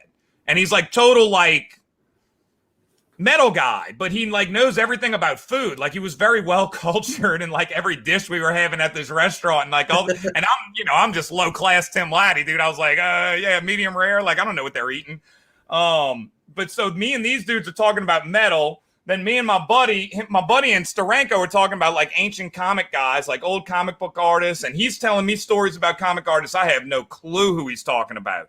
And he said some cool stuff. He was just like, man, I wish I was. He came and sat by me, and he's asking me about this guy, that guy, and I'm like, nah, I don't know him. And I kind of felt like, damn, man, like, I wish I knew. I wish I could be cooler right now and know these like obscure artists from back in the day. I'm pretty well versed in comics, I would think. One day, someone's going to be sitting at a table with you and doing something similar, going, right, how did you I'm know gonna all pump these them, people? It's a different era. But Steranko, dark, dim lit steakhouse, corner of Bourbon Street, and he's still wearing his sunglasses, dude. Still in the suit, still Steranko. And he's sitting by me asking him. That's like Neil Adams wearing the blue shirt all the time. I was like, dude, it was Neil Adams only has one shirt he's running around in. But yeah, dude, he's sitting there and he kind of looks at me. And he's like, he was like, I wish I was you. And I'm just like, why? And he's like, because you get to discover them all for the first time. And I'm like, dude, what a cool line. So we're leaving. His handlers go get the car and stuff like that. And my buddy and me, like, we want to get a picture with Steranko, dude. Like, I wonder, like, we just had dinner with the guy. Like, maybe he'll do it.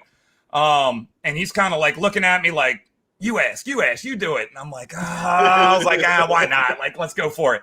And I'm like, Jim. Like, I'm on that level now, I feel like. I'm like, Jim, mind if I get a photo before I leave? And he stops, and he does, like, this long pause, and he goes, if you need me, I'll be right here. And then walks away, dude. And I was like, oh, all right, Jim Steranko. Like, I'm all I'm like kicking up dust. And I was kind of hurt. And then the next day when I was thinking about it, I was just like, dude, that might have been like the coolest thing anybody ever did to me. You know what I mean? Like, it was just such, like, I don't know. Steranko is a mythical creature in my mind. So yeah, dude, he's right. I'll never forget that moment. I heard that the only way you can get a picture with Steranko is if you have boobs and look really nice. Well, I got one of the two, but yeah, man. No, he wasn't. I'm sure that's probably the deal, but yeah, he was cool, man. Dude, he had this just vibe about him. He was cool. He was a cool dude. That's accurate. he probably sleeps with those sunglasses on. Yeah. I'm telling you, man. But he didn't understand computers. Like, he was just. It was like Mel Gibson waking up out of the cryogenic chamber. Like, he was a man out of time, dude. Like, the music he was jamming out to, it was cool because he was. I've never met anybody that was. I guess Stan Lee would be on that kind of level where Stan Lee was like a caricature. Kevin Smith kind of does it too a little bit. But if you see Kevin Smith not on camera, I feel like he's Kevin Smith from the movies again. But yeah, Steranko was just this larger than life guy. It was cool, man. Cool dude. Do you think that they actually start buying into their own bullshit, or much like Kevin Smith, once the cameras fall away, it's no longer this, hey guys, I need to tell you about my new project. Yeah, all right, I'm back to having this. Kevin Smith, that's exactly what Kevin Smith is. And he even talks about it. So in Reboot, he does a version of Kevin Smith. It's almost like there's 3 people. So there's like Kevin Smith, then there's, and he does he makes fun of himself. If you pay attention at the end of Reboot, he does that hey, that Kevin Smith. And I don't think that's who he is deep down. I think he told a story. There was a thing, they came around, they did that reboot tour last year, 2 years ago. And bro, it really felt like that, dude. It really did feel like that. Like he had an Edison phonograph and stuff. He probably thinks pictures take like 30 minutes to take, and that's why he doesn't do it or something. But yeah, dude, right. It's like a pinhole camera. No, dude, and he told this story about how Stan Lee was the same way, and that his favorite memory of Stan Lee was making him laugh at some San Diego Comic-Con event, and you saw Stanley Lieber and not Stan Lee. And I always remember that story because I was fortunate enough to be around him a handful of times. And dude, he was the nicest guy, coolest dude in the world. I don't know if it was the heart attack. I don't know. But everybody had the same story about Kevin Smith, how awesome he was. And I think he just knows that he's Flavor Flav, or look at Optimus Prime, look at him transform. That's what he does now. But deep down, he's still Kevin Smith. And I think he just does that so he can go do Clerks 3. And I'm hoping Clerks 3 has a lot of heart, because Clerks 2 had a lot of heart in it. And Chasing Amy's still my favorite one, dude. That was pure heart, man. That will always be my favorite. And Dogma is still underrated, highly underrated. I think so too. But Dogma's very underrated. But you're moving into the kind of Cheech and Chong, Kevin Smith stuff, right? Where it's like Jay and Silent Bob going on adventures. I want the Kevin Smith. There was a before and after Kevin Smith. Before he started smoking weed, or rather this. He didn't smoke weed, right? Yeah, there was a before he started smoking weed and after. After, that's when he started becoming a little bit more like Adam Sandler, when he started joining Netflix. I want to make movies with my buddies, and I don't care if it wins an Oscar. I get money, and I get to do what I want to do. And now we're getting to see really Kevin Smith, what he really wants to do, which is podcast. Yeah, I think. Yeah, dude, obviously, he's got heart. He's into the stuff. So yeah, man, look. You can only judge somebody. The Universe is amazing. I just watched the 5 episodes, and fuck all those people on Twitter saying it's a Tila show. They're setting up the universe of Eternia. It was amazing. I still don't watch it. I've yet to see it, so I don't know. Yeah, man. I mean, look, I can only judge somebody on how they. If I'm lucky enough to be around them, I'll judge them off of that, dude. And I was around him a few times, and he was cooler than I expected. You know what I mean? Way cooler than I expected. So Kevin Smith all day, dude. Awesome. And Steranko with his phonograph or whatever, I think Steranko just allows us to hear the soundtrack that's been going in his head since 1961. Right. It's all like Swing Kids and stuff. Yeah, man. I have never met him. I've never seen anything like it, man. He was cool though. I've never met him, but I'm going to the 2022 Heroes Con, and he's normally there. Neil Adams is normally there, so I'm hopeful I'll get to at least meet them both once. I met Neil Adams. He was cool too, dude. I was dating a girl at the time. She met him at a different thing, hated him, and then I met him, and I thought he was awesome. It's, when it comes to Neil Adams, it's like a ebb and flow with him. Some people catch him on a great day, and then some people catch him on his worst day, and you never know which Neil Adams you're gonna get. And that's just life sometimes. I don't know. He's a big Kirby defender, so I'm a fan of him just for that alone. He was one of those guys that was trying to get Kirby the credit he deserved back in the day. So, yeah. Hey, say what you will about Neil Adams, but if it wasn't for him when the Superman movie came out, Siegel and Schuster would have never got anything. Yeah. That's another example of him fighting for the guys that didn't get their fair shake, Like Bill Finger. Yeah, man, you talk about crying, Puff 83.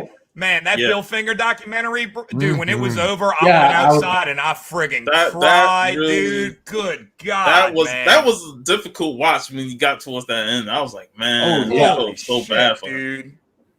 Jesus, man. So yeah, I'm not crying. I'm really just scratching my eye. But yeah, that was wild, dude. But when it got to that end, you're crying. And they showed you the intro for Gotham. They're not tears.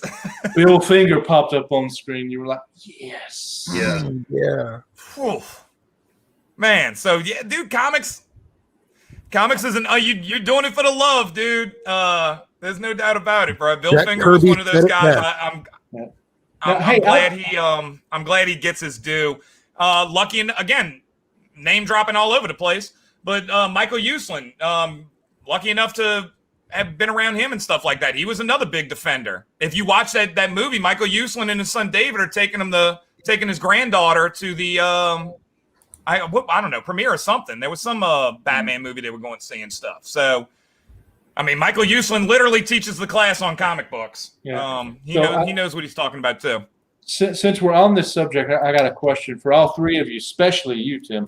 Is how do you feel about creators, artist or writer, doesn't matter, or inker or whatever, charging for signatures? And what do you think about them charging more if you're going to get it graded?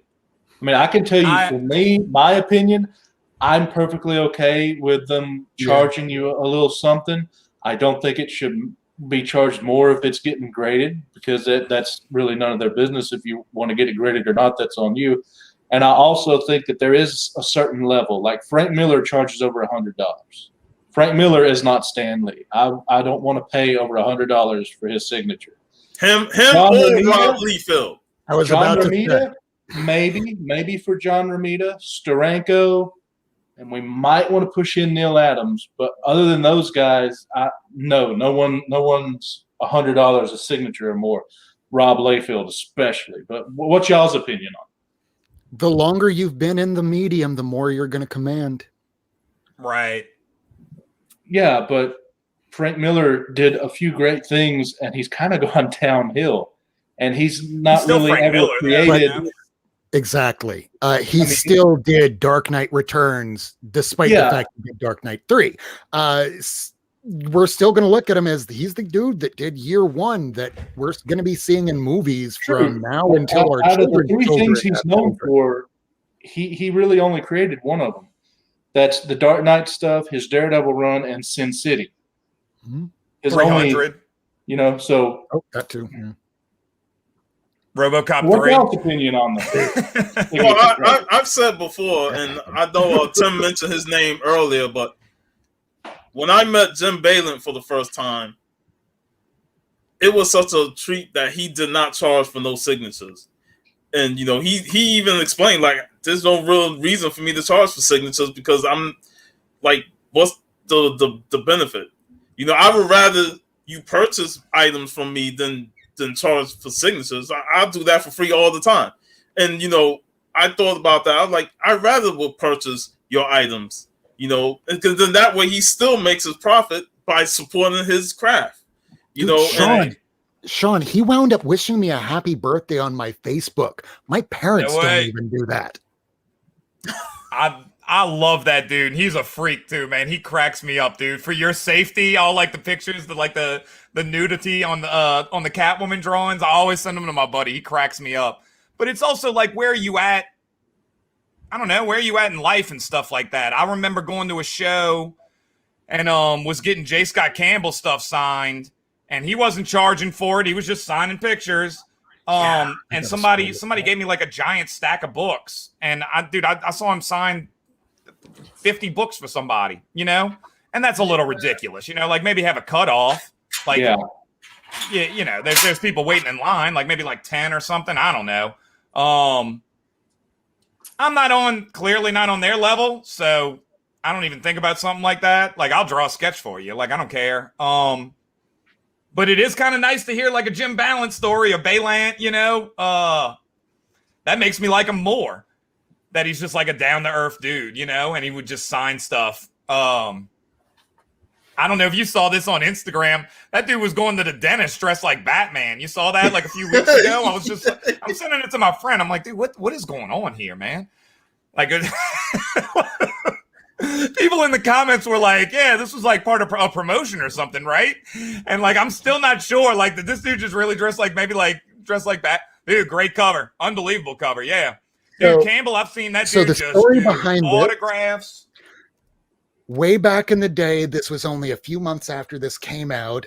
He wasn't as big of a name as he is today, of course, but much like how you were telling that story before, I only had about 3 books I wanted signed, and this was one of them because it was a great story and I love the cover.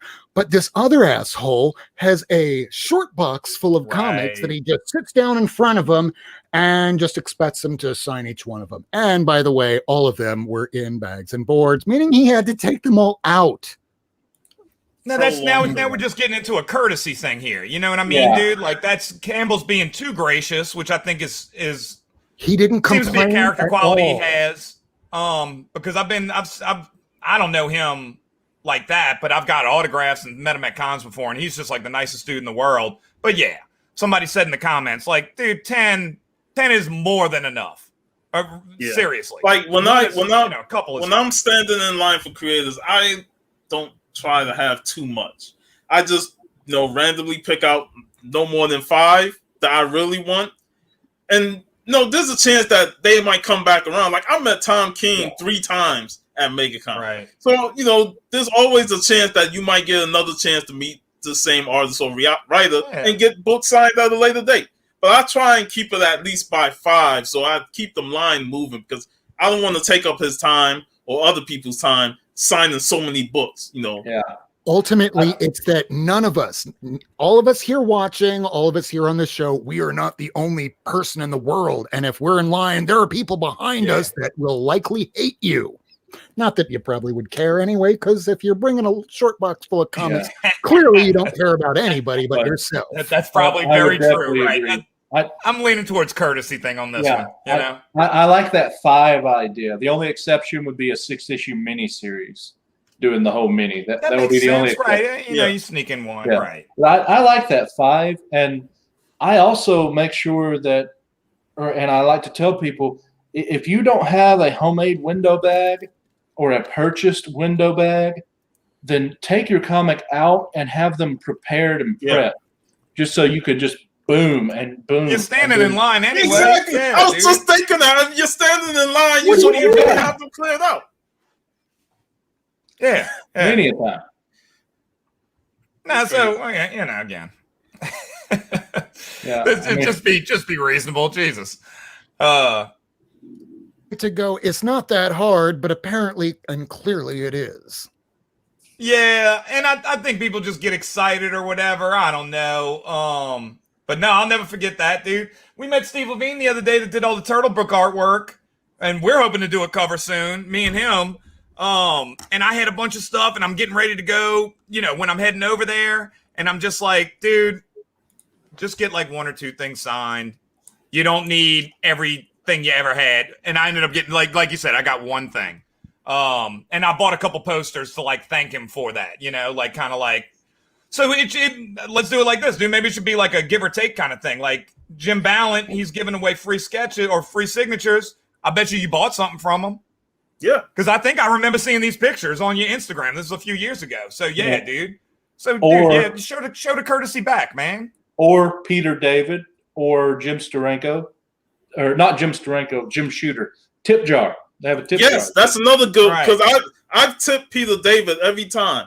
And another writer was I forgot his name, Frank Terry. He has a tip jar. I always give their tip jars because if they're doing this for free and they got a tip jar, I'm like, here, I put money in there because I'm like, I appreciate you signing for free and I'll donate to whatever donation that you get given to. Mm-hmm. Dude, Ballant, bro, he got screwed over by DC too, man. And he was putting everything he had into those books. You could just see how much he cared about Catwoman and still does. And towards the end, you can kind of see somebody told me this the other day at the comic shop, so I didn't know any of this kind of stuff. But yeah. Oh, nice. Man, I love that dude. That's one of my heroes, my art heroes. Never talked to him. I don't even know if I want to. Like him and Tom Grummett are like. This guy, Varangian, this guy appeared in one of Jim Ballant's comic books. Yes. I mean, No way. He was killed off immediately. Yeah. Oh, man. Nah, that's Dude, big fan of him, dude. I dated a girl that used to dress like '90s Catwoman, bro, and he knew her. He didn't know me, man, and I took pride in that.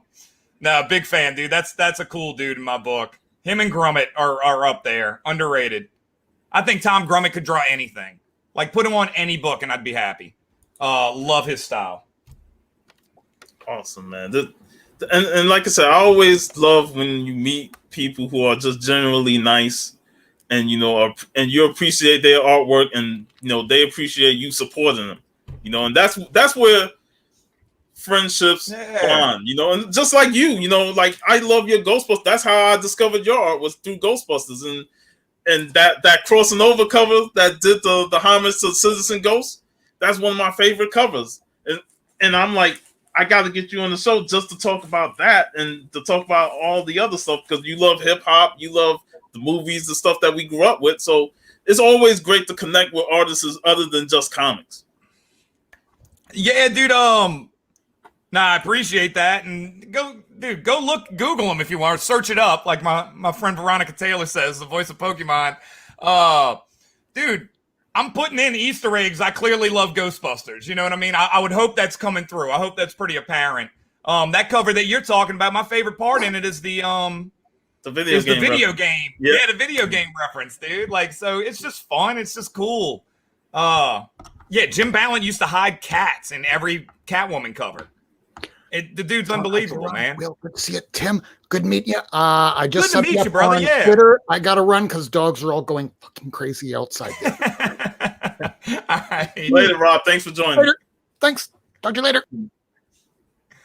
Awesome. Yeah, there it is right there. So yeah, man, dude, that's the toy, like the background that the floor is from the Kenner toy and stuff like that. Like, yeah, dude, people are putting in, this is a weird industry, dude. You can always go and do like animation somewhere. You can go to Disney, and get paid out or something, or go to Atlanta. And speaking of Neil Adams, you did this homage.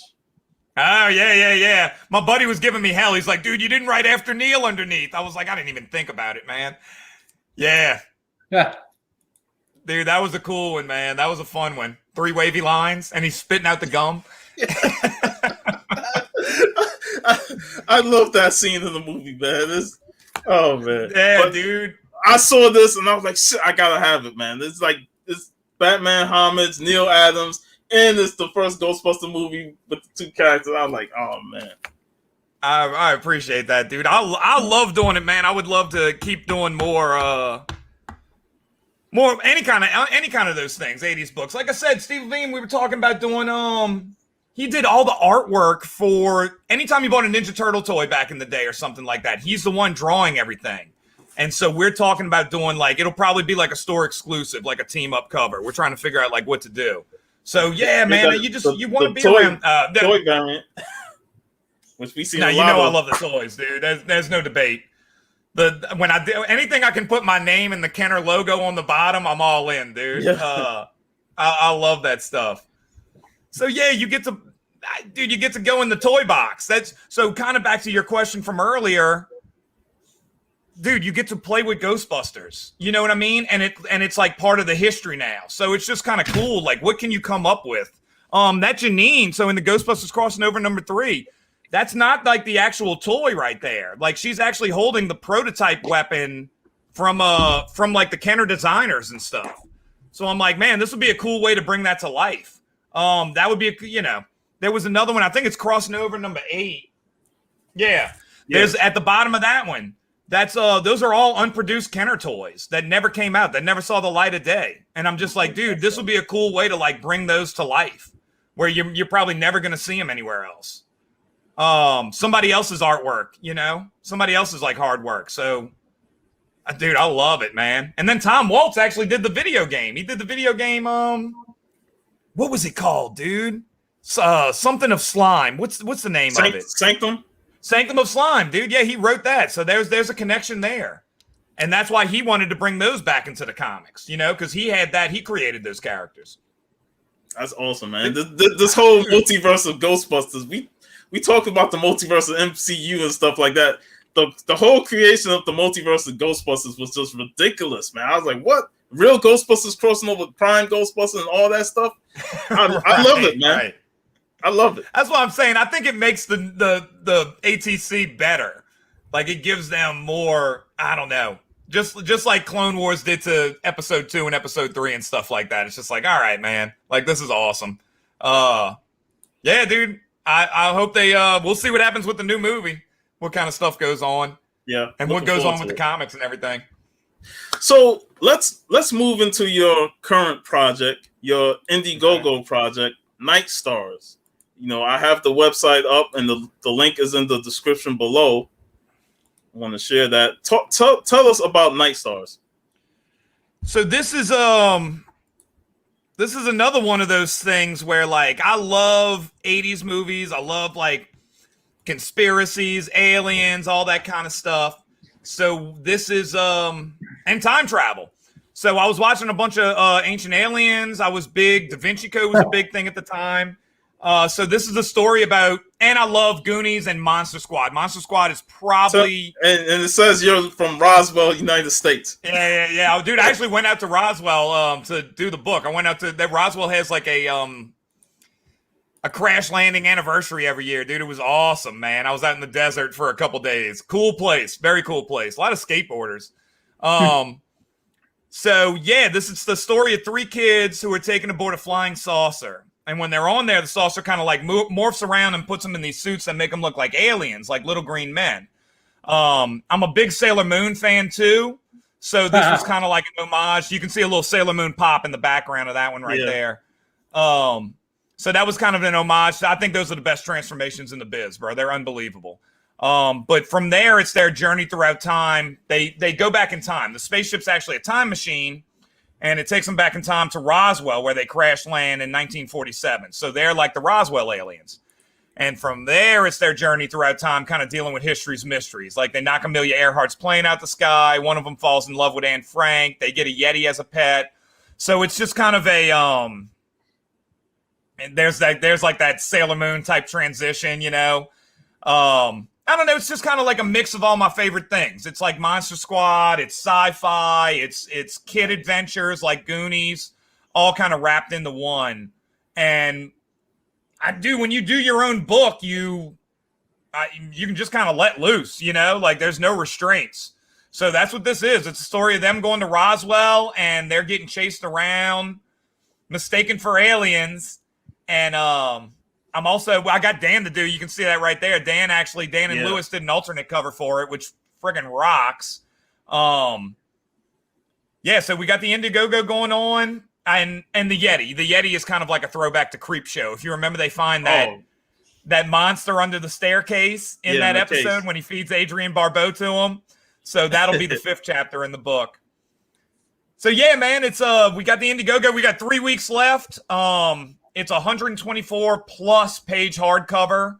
So it's a hefty little book for $25, dude. It's and you get stickers with that as well. That's like a scene from Monster Squad right there. If you remember the beginning of Monster Squad, they're sitting on the rooftop. He's talking with his dad. So that was kind of a little homage to Fred Decker. They have like a nice little heart-to-heart moment. Did something else. Have all the pages connect.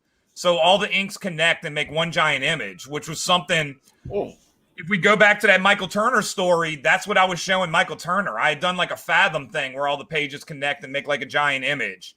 And that was kind of the that was the sample. I was like, I wonder if I could do this. It was like crazy idea I had. And then I did it with this book. I was able to pull it off. It's subtle, but it's there. And that was interesting. So every page makes a giant image. And this book is, I'm trying to keep up with what you're doing, but this book is like a little engine that could, dude. We ended up doing a bunch of issues for UNICEF. We ended up on the NASDAQ a few years back, which is another surreal moment, crazy moment. It looks like a Photoshop, but that's a real image, dude. Wow. Here's Michael Uslan again talking about it, who just another cool dude, another guy that just understands comics, understands fandom. Massive Batman fan, huge Batman fan. He has some nice things to say about it. Yeah, right there. Yeah. And that's a pretty accurate description. Night Stars is War Games and the Goonies meets Time Bandits and the Last Starfighter. but told in a very contemporary way with graphic storytelling. Kids will love it, and I'm an adult, maybe with the heart of a kid, and I love it too. Yeah, man, that's a good dude. That's a good dude. Veronica Taylor, sweetheart, the voice of Ash Ketchum. She was really cool and had some nice things to say about it, so we put that video up on there. So yeah, man, we got 3 weeks left, awesome, dude. You already won a copy of it, so you're getting one. We just got to hit that goal, dude. We're creeping at halfway. Yeah. So if you head over there, dude, if you're inclined to get it, please check it out. If not, sharing it is just as important. Absolutely, getting the word out on these things. I gotta say, Night Stars. What you just described was not the first thing that popped in my head when I saw that. Okay. All right. What was the first thing that popped in? I'm curious. Bob Seger's Night Moves. No, but I will look that up. I'll look that song up later. All right. No, dude, it's so now we get to like the fun stuff. So it was a Van Gogh painting. So different girl, not the girl that dressed like Catwoman, but I was dating another girl and we got in a fight. Clearly her fault. And I needed something to kind of like make up with her, you know what I mean? And there were these dudes selling paintings out of the back of their trunk or they had a whole truck full of paintings, man. So I bought this painting and it was Van Gogh Night Stars. And one day before work, I was looking at it and dude, it's just one of those eureka moments, dude. I just had all these crazy ideas about time traveling, people time traveling and stuff. Dude, please go check out the Indiegogo, man. And if you'd be kind enough to share, we could use your help right now. So yeah, man.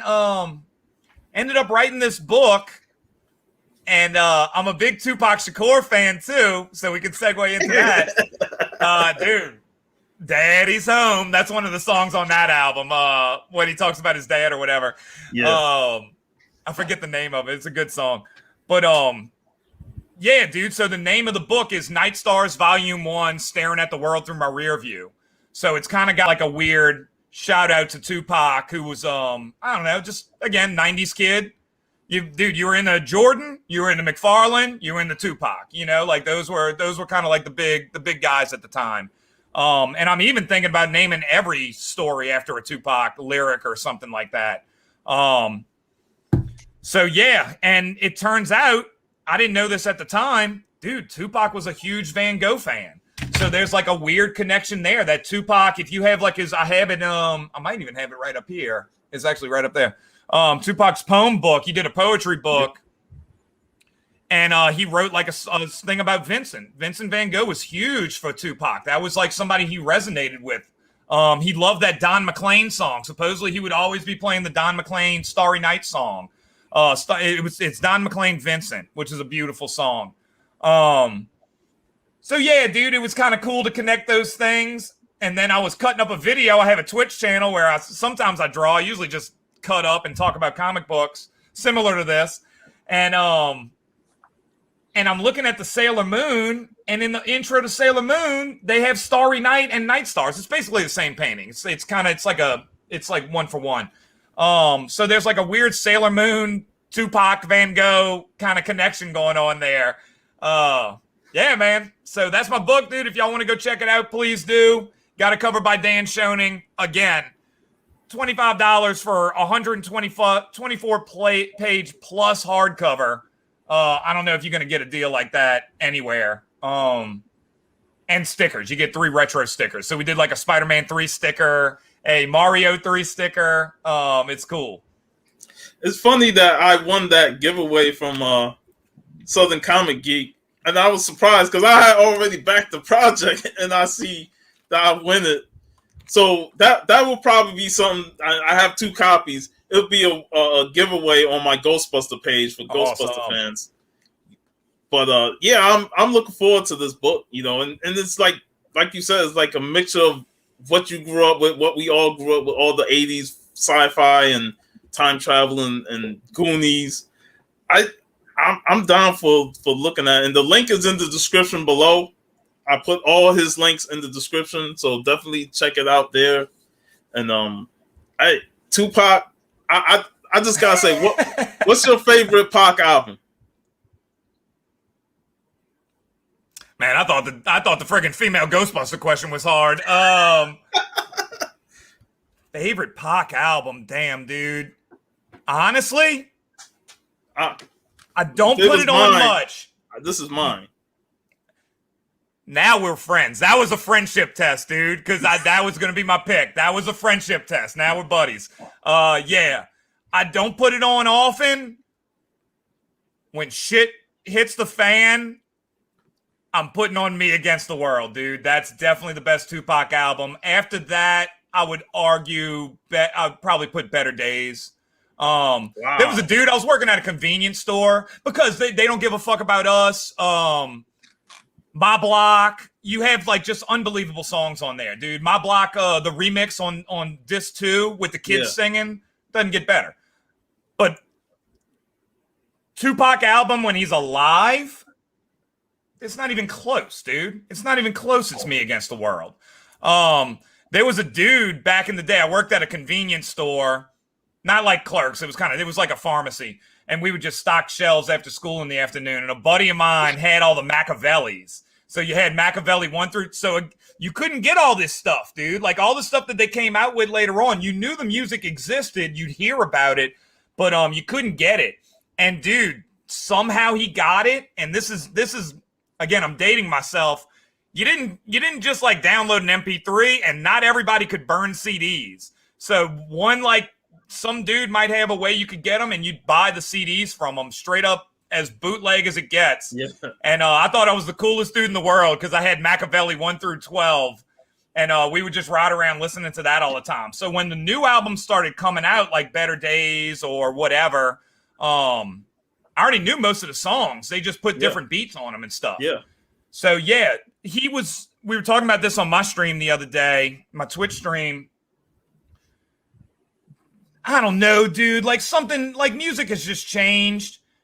Before, dude, somebody like Machiavelli or Tupac, he just had so much heart, and he would just say things that, dude, there would just be lyrics like "Swollen pride and homicide don't coincide." Dude, you just don't hear stuff like that. Like that's just they had meaning. They had life meaning in a lot of different ways, and that's why, when it comes to the debate about Pac and Biggie, I'm New Yorker, I'm from BK, so I'm ride but oh really, Biggie dude? all day. But I always felt Tupac had much more emotion in his music. And that's where I can separate the two. Because I always say Biggie is a better lyricist, but Tupac can get emotionally attached to listening to his stuff because he has that raw emotion. Why did you pick Me Against the World? Because that's why it had so much emotion to it. A lot of people will say All Eyes on Me is his best, but I lean towards this because every song has an emotional attachment that we all can relate to. Whether it's pain, So Many Tears, Temptations and stuff like that. There was such a strong emotional presence. Dear Mama is probably one of my favorite songs. That's the first one I heard as a kid. I didn't know who this dude was. I was in grammar school, and I asked my buddy. He had older brother that knew. Yeah, I mean, it just caught me immediately. I just put on. It was a station Q93, and I would just have it on. I'm just listening to it, and it was just like it stuck out way more than everything else. You just knew something was different here. And there was a video back in the day about how I know we're losing Big Will. We talk about pop. No, dude. I like all music, dude. I listen to everything, but there's just something. Sometimes characters come along and they transcend the medium, and I think Tupac was one of those people. Dude, you also got to take into consideration we're talking about somebody that was only around publicly for 5 years, 6 years, and the stuff that he did in that time period from 18, 19, he died at 25. And then you get into the whole 7 stuff, which is just mind-blowing. But, dude, this dude did so much in so little time. And went to jail for a friggin' 8 months. So I don't even understand how any of this is even possible. For the amount of time he had in life, he lived in the studio. That's what I heard too. Yeah. Go ahead. I don't want to lose Big Will because I can see him nodding off. So I just want to say, Big Will, if you want to ask a question or anything, to bring it back, because I know we kind of went Tupac heavy there. This is like the chicken comment to Puff Comics, bro. Like, this is the reverse of that now for you, dude. Yeah, I'm good. No, I mean, it's just an inspiration. If you're a creative person, dude, dude, man, for years I thought he was. I hope he's around. I hope he's out there living life and just loving it. I hope Machiavelli escaped. I hope he escaped, man. Yeah, dude. I used to want to teach at his school. His mom opened a school, an art school in I think Stone Mountain, Georgia, something like that. And yeah, dude, just an unbelievable character. Definitely talked about. He was emo. Why are you gonna ask this, Down? Yeah, he's done 4 hours before.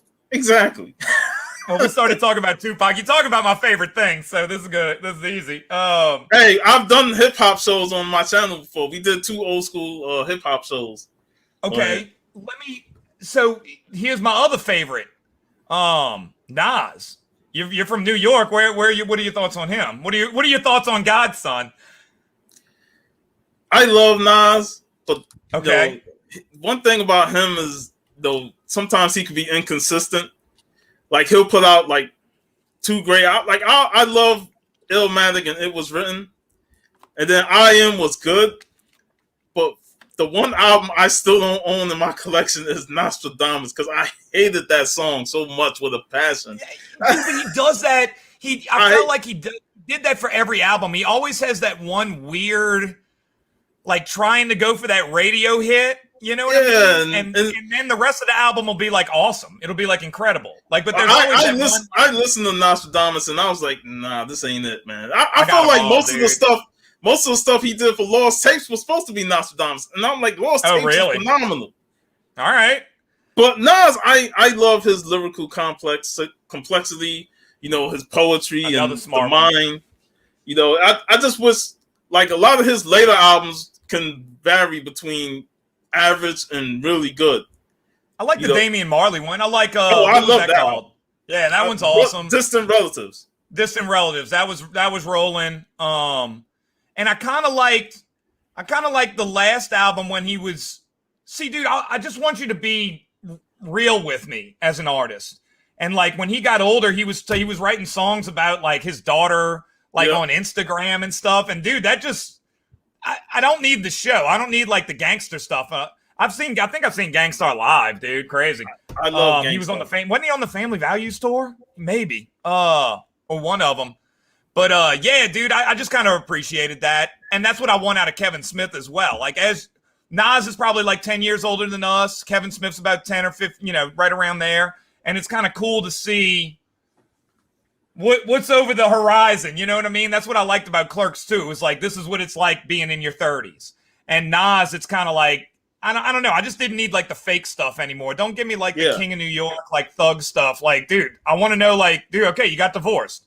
And how are you dealing with that? Your daughter, you're a celebrity. How are you dealing with like a teen girl? Like, I don't know. I just resonated with those songs. It was just cool. Yeah. So I'm a big Nas fan. That's like my 1A and 1B, honestly. I like Biggie. Awesome. I love Juicy, dude. I had Life After Death. I had all of them. I'm just a hip hop connoisseur, man. Like, I grew up in that era with the 90s, same. And from mainstream hip hop to underground hip hop.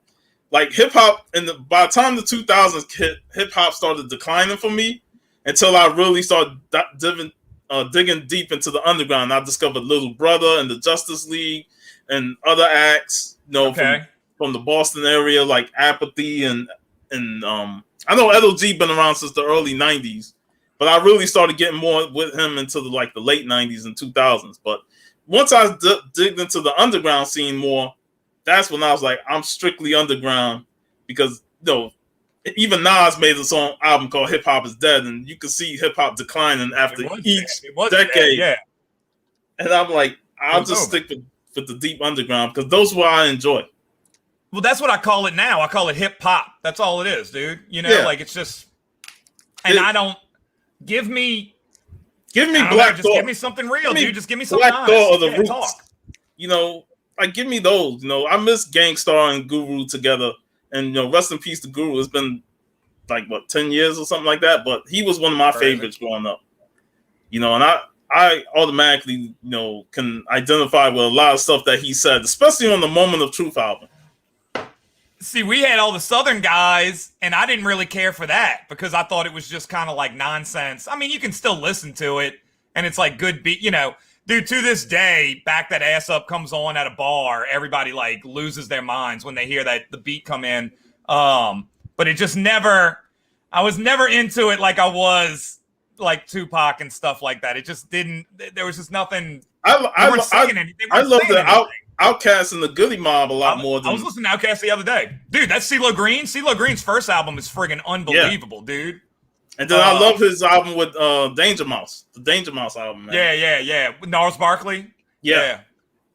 No, when that CeeLo Green's Imperfect Imperfections came out, dude, I was at SCAD and we were just like, what is this, dude?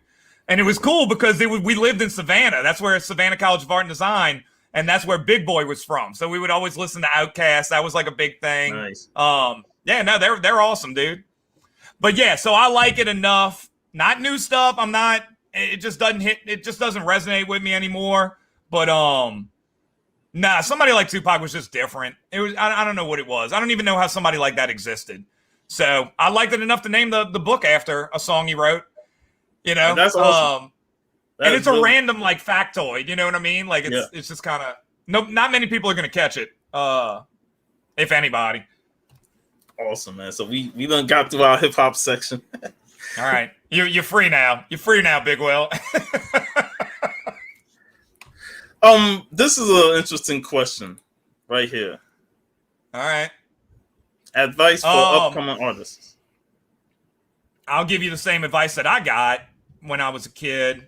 That was my thing. Whenever I'd go comic book artists, they used to do tours at the comic book shops. Draw everything. The hardest things to draw are people sitting there like talking. The hardest things to draw are like somebody eating dinner or something like that. Action seems easy, you know? But you also have tools today. Dude, comics is changing, man. And you, like I said earlier, Chuck Dixon, we do a book. It's free on Archaving Comics, and it's a cool, like if you remember Erie, Indiana, it's kind of like that, where it's like a bunch of teens in the 60s keep running into different like monsters and werewolves and things, and that's free to go read. But it's a web comic, and I kind of think that's where the future's going, dude. I just do. So. And I don't know. The advice is always going to be the same, no matter what form it takes. It's going to be just keep drawing. You know, like you want to play basketball? Go. You hear him? You want to play basketball, dude? Go shoot the basketball. Go play basketball. You want to draw? Get ready and draw, dude, because it's not going to be easy. It's not going to be easy to pull this off. It is a tough industry, dude. It is not going to be given to you. So you have to have a lot of intestinal fortitude, or just be damn lucky or damn good. So yeah, draw, but also use the tools that are available to you. So when I'm coming up, or let's even go further back, when somebody like Kirby and Eisner and all them are coming up, dude, if they want to know what a plane engine looks like, I don't know. I guess they just pull it out of the sky. I don't know where it comes from. You know what I mean? At least we had like web crawler or like something we could go look at. Those guys, I don't know how they did it. And today's kids, you have so many tools dude, you're doing stuff back in the day with like tracing paper. You're using an Ames guide, the letter. Now you have programs that are specifically made for drawing comics like Manga Studio or Clip Studio. You have the tools. You could go there was no tutorial videos. You would just pick up Spawn #1 and you'd start trying to draw like Todd McFarlane drew. Or you'd pick up like I don't know, a Batman book and try to draw like Jim Aparo or Jim Ballant. Man, you could go on YouTube and there's so many tutorials and stuff like that, and it's easier to get in touch with people as well. You know, you can just message somebody and probably get an answer. But I love no matter what, at the end of the day, it's always going to be the same, dude. You got to put in the work. So if you want to do it, you can do it. Anybody can do it, but you better be drawing. You're going to have to give up a lot.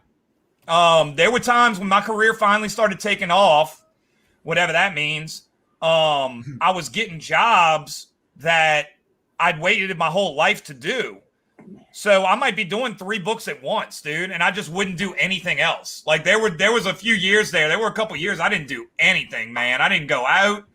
I just sat and drew all day, every day, because I didn't know if the opportunity was going to come again. I didn't know if I'd have another chance at it, and I wasn't going to waste that. I wasn't going to waste that moment. So I'm doing Ghostbusters, I'm doing Plants vs. Zombies, and WWE all at the same time, and I'm just listening. So we started off with like Schwarzenegger and all them. Dude, I would just put on YouTube videos and listen to them like hyping you up for like gym motivation. And I would just listen to that while I'm drawing just to like keep me awake, you know, to like keep going. So yeah, put in the work. So your book that you're doing on the Indiegogo, you drew and wrote it? I drew it, I lettered it, I wrote it, I colored it. All right. Yeah. Same question, but for writer. Writer's going to be, so I think writers actually have it harder. Because an artist, I can send an email to somebody like a Tom Waltz. He can look at it and be like, this is good or bad in like 2 seconds. You know, crap. It's like that scene in Batman. Crap. Now this, you know, you'll know like right away. Writer, dude, you got to convince somebody to read what you wrote. And I think that is way harder, man. I would get very good at hitting them with a good elevator pitch early. Because another thing you'll realize in comics, and I've noticed this with Tom, I've noticed this with Chuck Dixon, they're very quick with emails, probably because they don't have time to sit there and write you an essay. You know, everything's very, very fast when you're doing communication.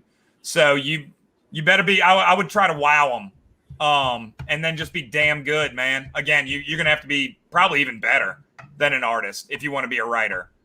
Because you'll have people like me that want to write too, you know? Like, I would love to take a crack at it on a Ghostbuster book. Even there's a book I want to do after this. A book I'm going to do after this was a Ghostbusters pitch that I just reworked and turned it into my own thing and kind of based it off of like Teen Witch, if you remember that movie, Teen Witch, back from the 90s with the red hair. It was going to be a story about Kylie and, dude, I know I'm around my people when I can do something like that. It was going to be Kylie working in Ray's Occult Bookstore. And I was working on it, had these awesome ideas, but I was just like, dude, this is going to be like friggin' impossible to do. And everybody's like, man, why don't you just make it your own thing? And I did. I'm just going to do something called Tales from the Occult Bookstore. And I'm just tweaking it. And it just turned into it. And I think it's a blessing in disguise. It's turning into its own thing, which is way cooler. Writing, man, I don't know. I guess you would have to wow them with that first 2 sentences, you know, and be persistent. Squeaky wheel gets the grease. So that would be another thing I would say to artists and writers is just don't be discouraged the first, dude, it's like talking to girls at a bar or something like that. You know what I mean? Like you can't expect to like hit a home run the first time. Dude, you're going to get rejected. So that's why I go back to that intestinal fortitude. Just be ready for it. It's coming. It's coming. You're going to fail in life. You're going to fail at whatever you do. Get back up. And let's go back to Stallone now. That's the whole point of everything he's talking about, dude. Rocky is telling you how to live life. Over the Top is telling you how to live life. That the best Rocky scene is him talking to his son in Rocky Balboa when he's like, you know, life's going to hit you. It's about how hard you can get hit and keep moving forward. And if you're going to make it in any kind of entertainment or sports or something like that, you better take that to heart. And it becomes fun once you kind of get used to it. It doesn't hurt as much anymore. Once you get once you get those first few rejections, you're like, all right, this isn't that bad. And man, that's what I would tell them. Just be ready. You keep working at it, like you said. Just keep working, and you know, sooner or later, they will accept. Somebody will accept your work, and you know, once you get that foot in the door of acceptance and you start putting out your work, it's up to whether or not it gets received well. And if it's received well, then you can progress forward. It's all about progression. Absolutely, dude. And artists have a weird thing, and I did it myself, dude, where you're like, oh man, I'm better than that dude or whatever. You have this like ego in your head. Once that ego goes away and you kind of, like I said, there's always somebody better. I don't know. You'll just work harder for it. It just changes the game. You just know that they're a talent. Dude, you can see it on Instagram. How many talented artists do you see out there? It's unbelievable, man. You could find a new artist every day that just like blows your mind. So, dude, and here's the other thing too. You're not competing with America anymore. You know, you want to work at IDW, you want to work at Marvel or DC or something like that. Back in the day, you were just dealing with people in the States that they would run into at cons. Now you're dealing with everybody. You're competing, and so man, the playing field got a lot bigger, which I think is exciting. I think it's more, you gotta like that. You gotta like the chase a little bit too. Yep. That is awesome. So hopefully that answers. When I went to I got into Joe Kubert school, and I went out there with my parents. First time I ever flew on a plane. First time I'd ever been anywhere. And we went to the interview. And the guy, his name was Mike Chen. I'll never forget him, dude. And I thank him now. But the whole time we're sitting in there, before he even looks at my portfolio, I had not gotten into the school yet. Hadn't even looked at my artwork. And he spent like 10 minutes telling me and my parents how I was never going to get a job in comics, how I was never going to make it in this industry, how the odds were stacked up against me and all this kind of stuff. And I just sat there fuming, dude. Fuming. I was getting so pissed off, and I was just like, F this dude, man. You know what I mean? Like, you haven't even looked at my artwork yet. Like, what are you telling me? I'm not going to get a job in comics. But he was right. And I know what he was doing, dude. He probably was telling everybody that. And you just got to have a thick skin. So in hindsight, I thank him because it motivated me. But yeah, man, I don't know. Maybe I'll actually say that as my line, dude. You're probably never going to get a job in comics. Probably never going to make it, kids. On you. Go prove me wrong. Nice. So yeah, I asked that because I can't draw or flip, but I have a pretty good imagination, and I often thought I would like to write something, but I can create a whole world, but that deep dive into telling one story, that's where I struggle. So I am the DM for a D&D campaign I'm running on Sundays with some of the guys from the community, and we're playing in the world that I created so I can figure out how to do a story and eventually take it and write it, and hopefully, something happens with it. Elevator pitch. You gotta, if you go see a movie this weekend and somebody asks you like, what's that movie about? You would be able to explain it to them in a couple sentences. You have to be able to do that with your own work as well. And people are going to lose interest quick, especially an editor that hears this all day, every day, So just elevator pitch. You got to have that 2 sentences down. That's a big one. Wow. Y'all got me riled up now with that Mike Chen story, dude. So,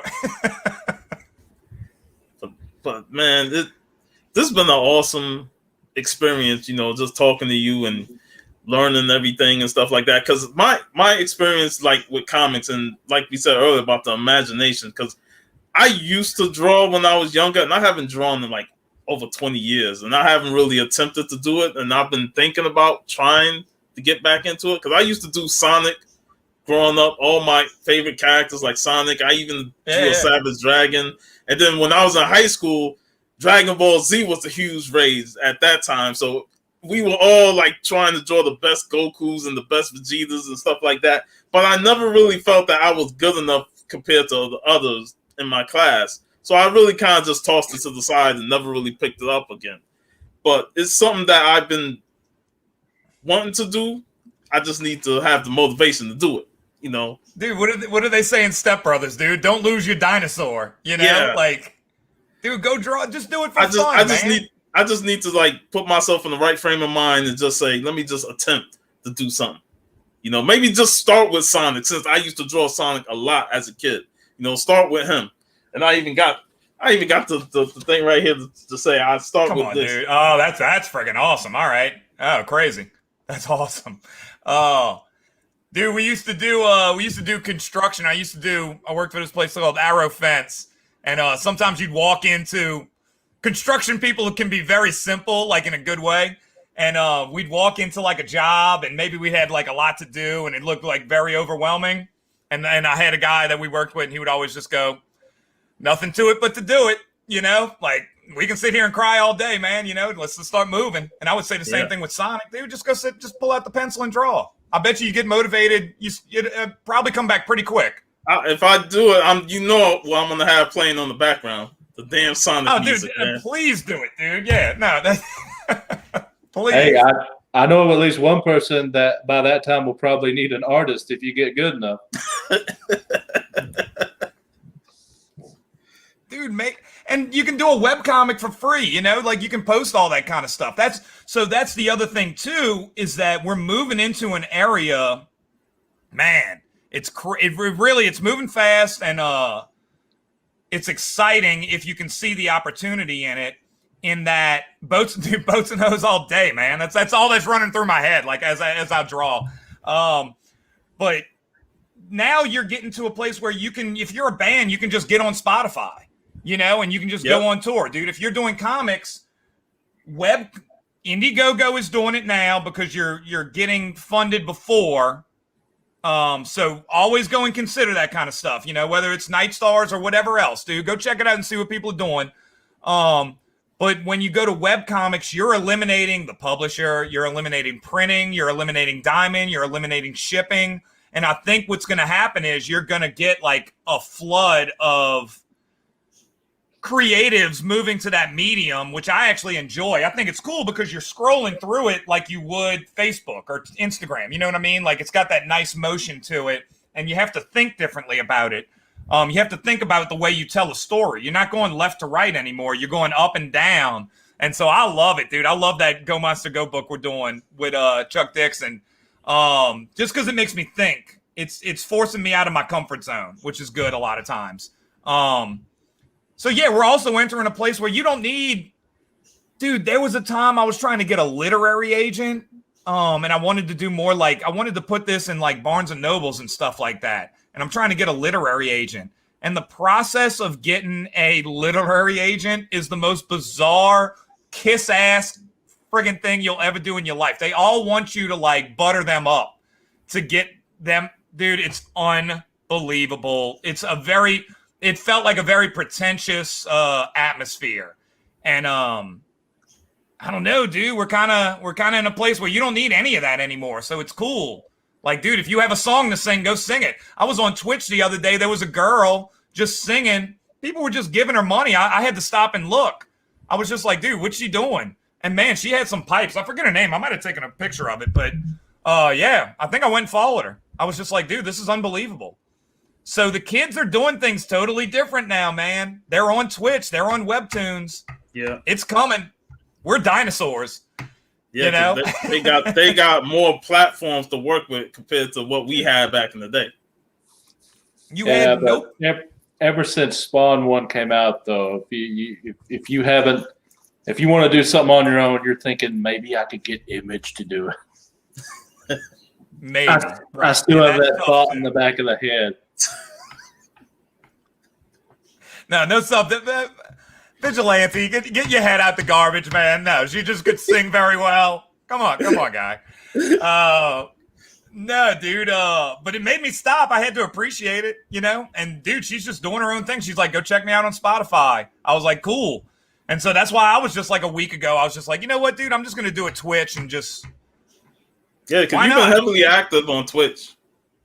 Dude, it's fun. Yep. I mean, it's a hive of scum and villainy. It's just me cursing and listening to like synthwave and stuff like that. But it's fun. I finally drew this week, so that was nice. It took me a week, and I finally started drawing some pictures. And I'm telling everybody in the chat, I'm like, dude, I don't want to draw something like normal. Like, let's get random. Ended up drawing tiger sharks, which was like you had Thundercats, Silverhawks, land, sea, and air, and then you had tiger sharks, which was water, and it was like.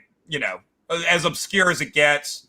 But it's fun, dude. It's fun to and dude, you got people from Holland in there, people from the Oak one man. I like you. So yeah, man. It's just something I'm trying to do. And I'm very close to affiliate, which means I start getting a little ad revenue, which will be nice. Nice. So I just need like 25 people, and I got it. So you got to have like a certain level of stats, and all my stats are good. So I'm like, all right, sweet, dude. You get to watch like a Snickers commercial before the show or something like that. Awesome, man. Will, do you have anything else to add? That depends. Are you about to shut her down? Yeah. All right. Well, the only thing I'll add is in about 35 minutes on the Geek Aficionado channel, we're going to be doing the show called The Dirty Flippers. It's about all of us who buy books to flip books in order to get more books, because that's, we're collectors. That's what we do. All right. So come by and check us out. And I got our D&D game on my channel tomorrow night at 8 o'clock Central Time. And yeah, that's pretty much it at the moment. Well, actually, no. I also have something on Monday. We're interviewing Tony Trombetta from EGS, the grading company, because as we all know, CGC and CBCS, they're getting behind. They take forever. There is a non-PGX third option out there, so we're going to be talking to it. Nice.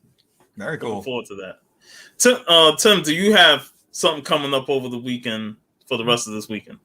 No, I'm staying home. I'm gonna try to stay home, dude. I might slip out tonight and grab a few beers. We'll see. But otherwise, I think I'm gonna take a very lazy Sunday, hang out with my chickens, watch some YouTube or something.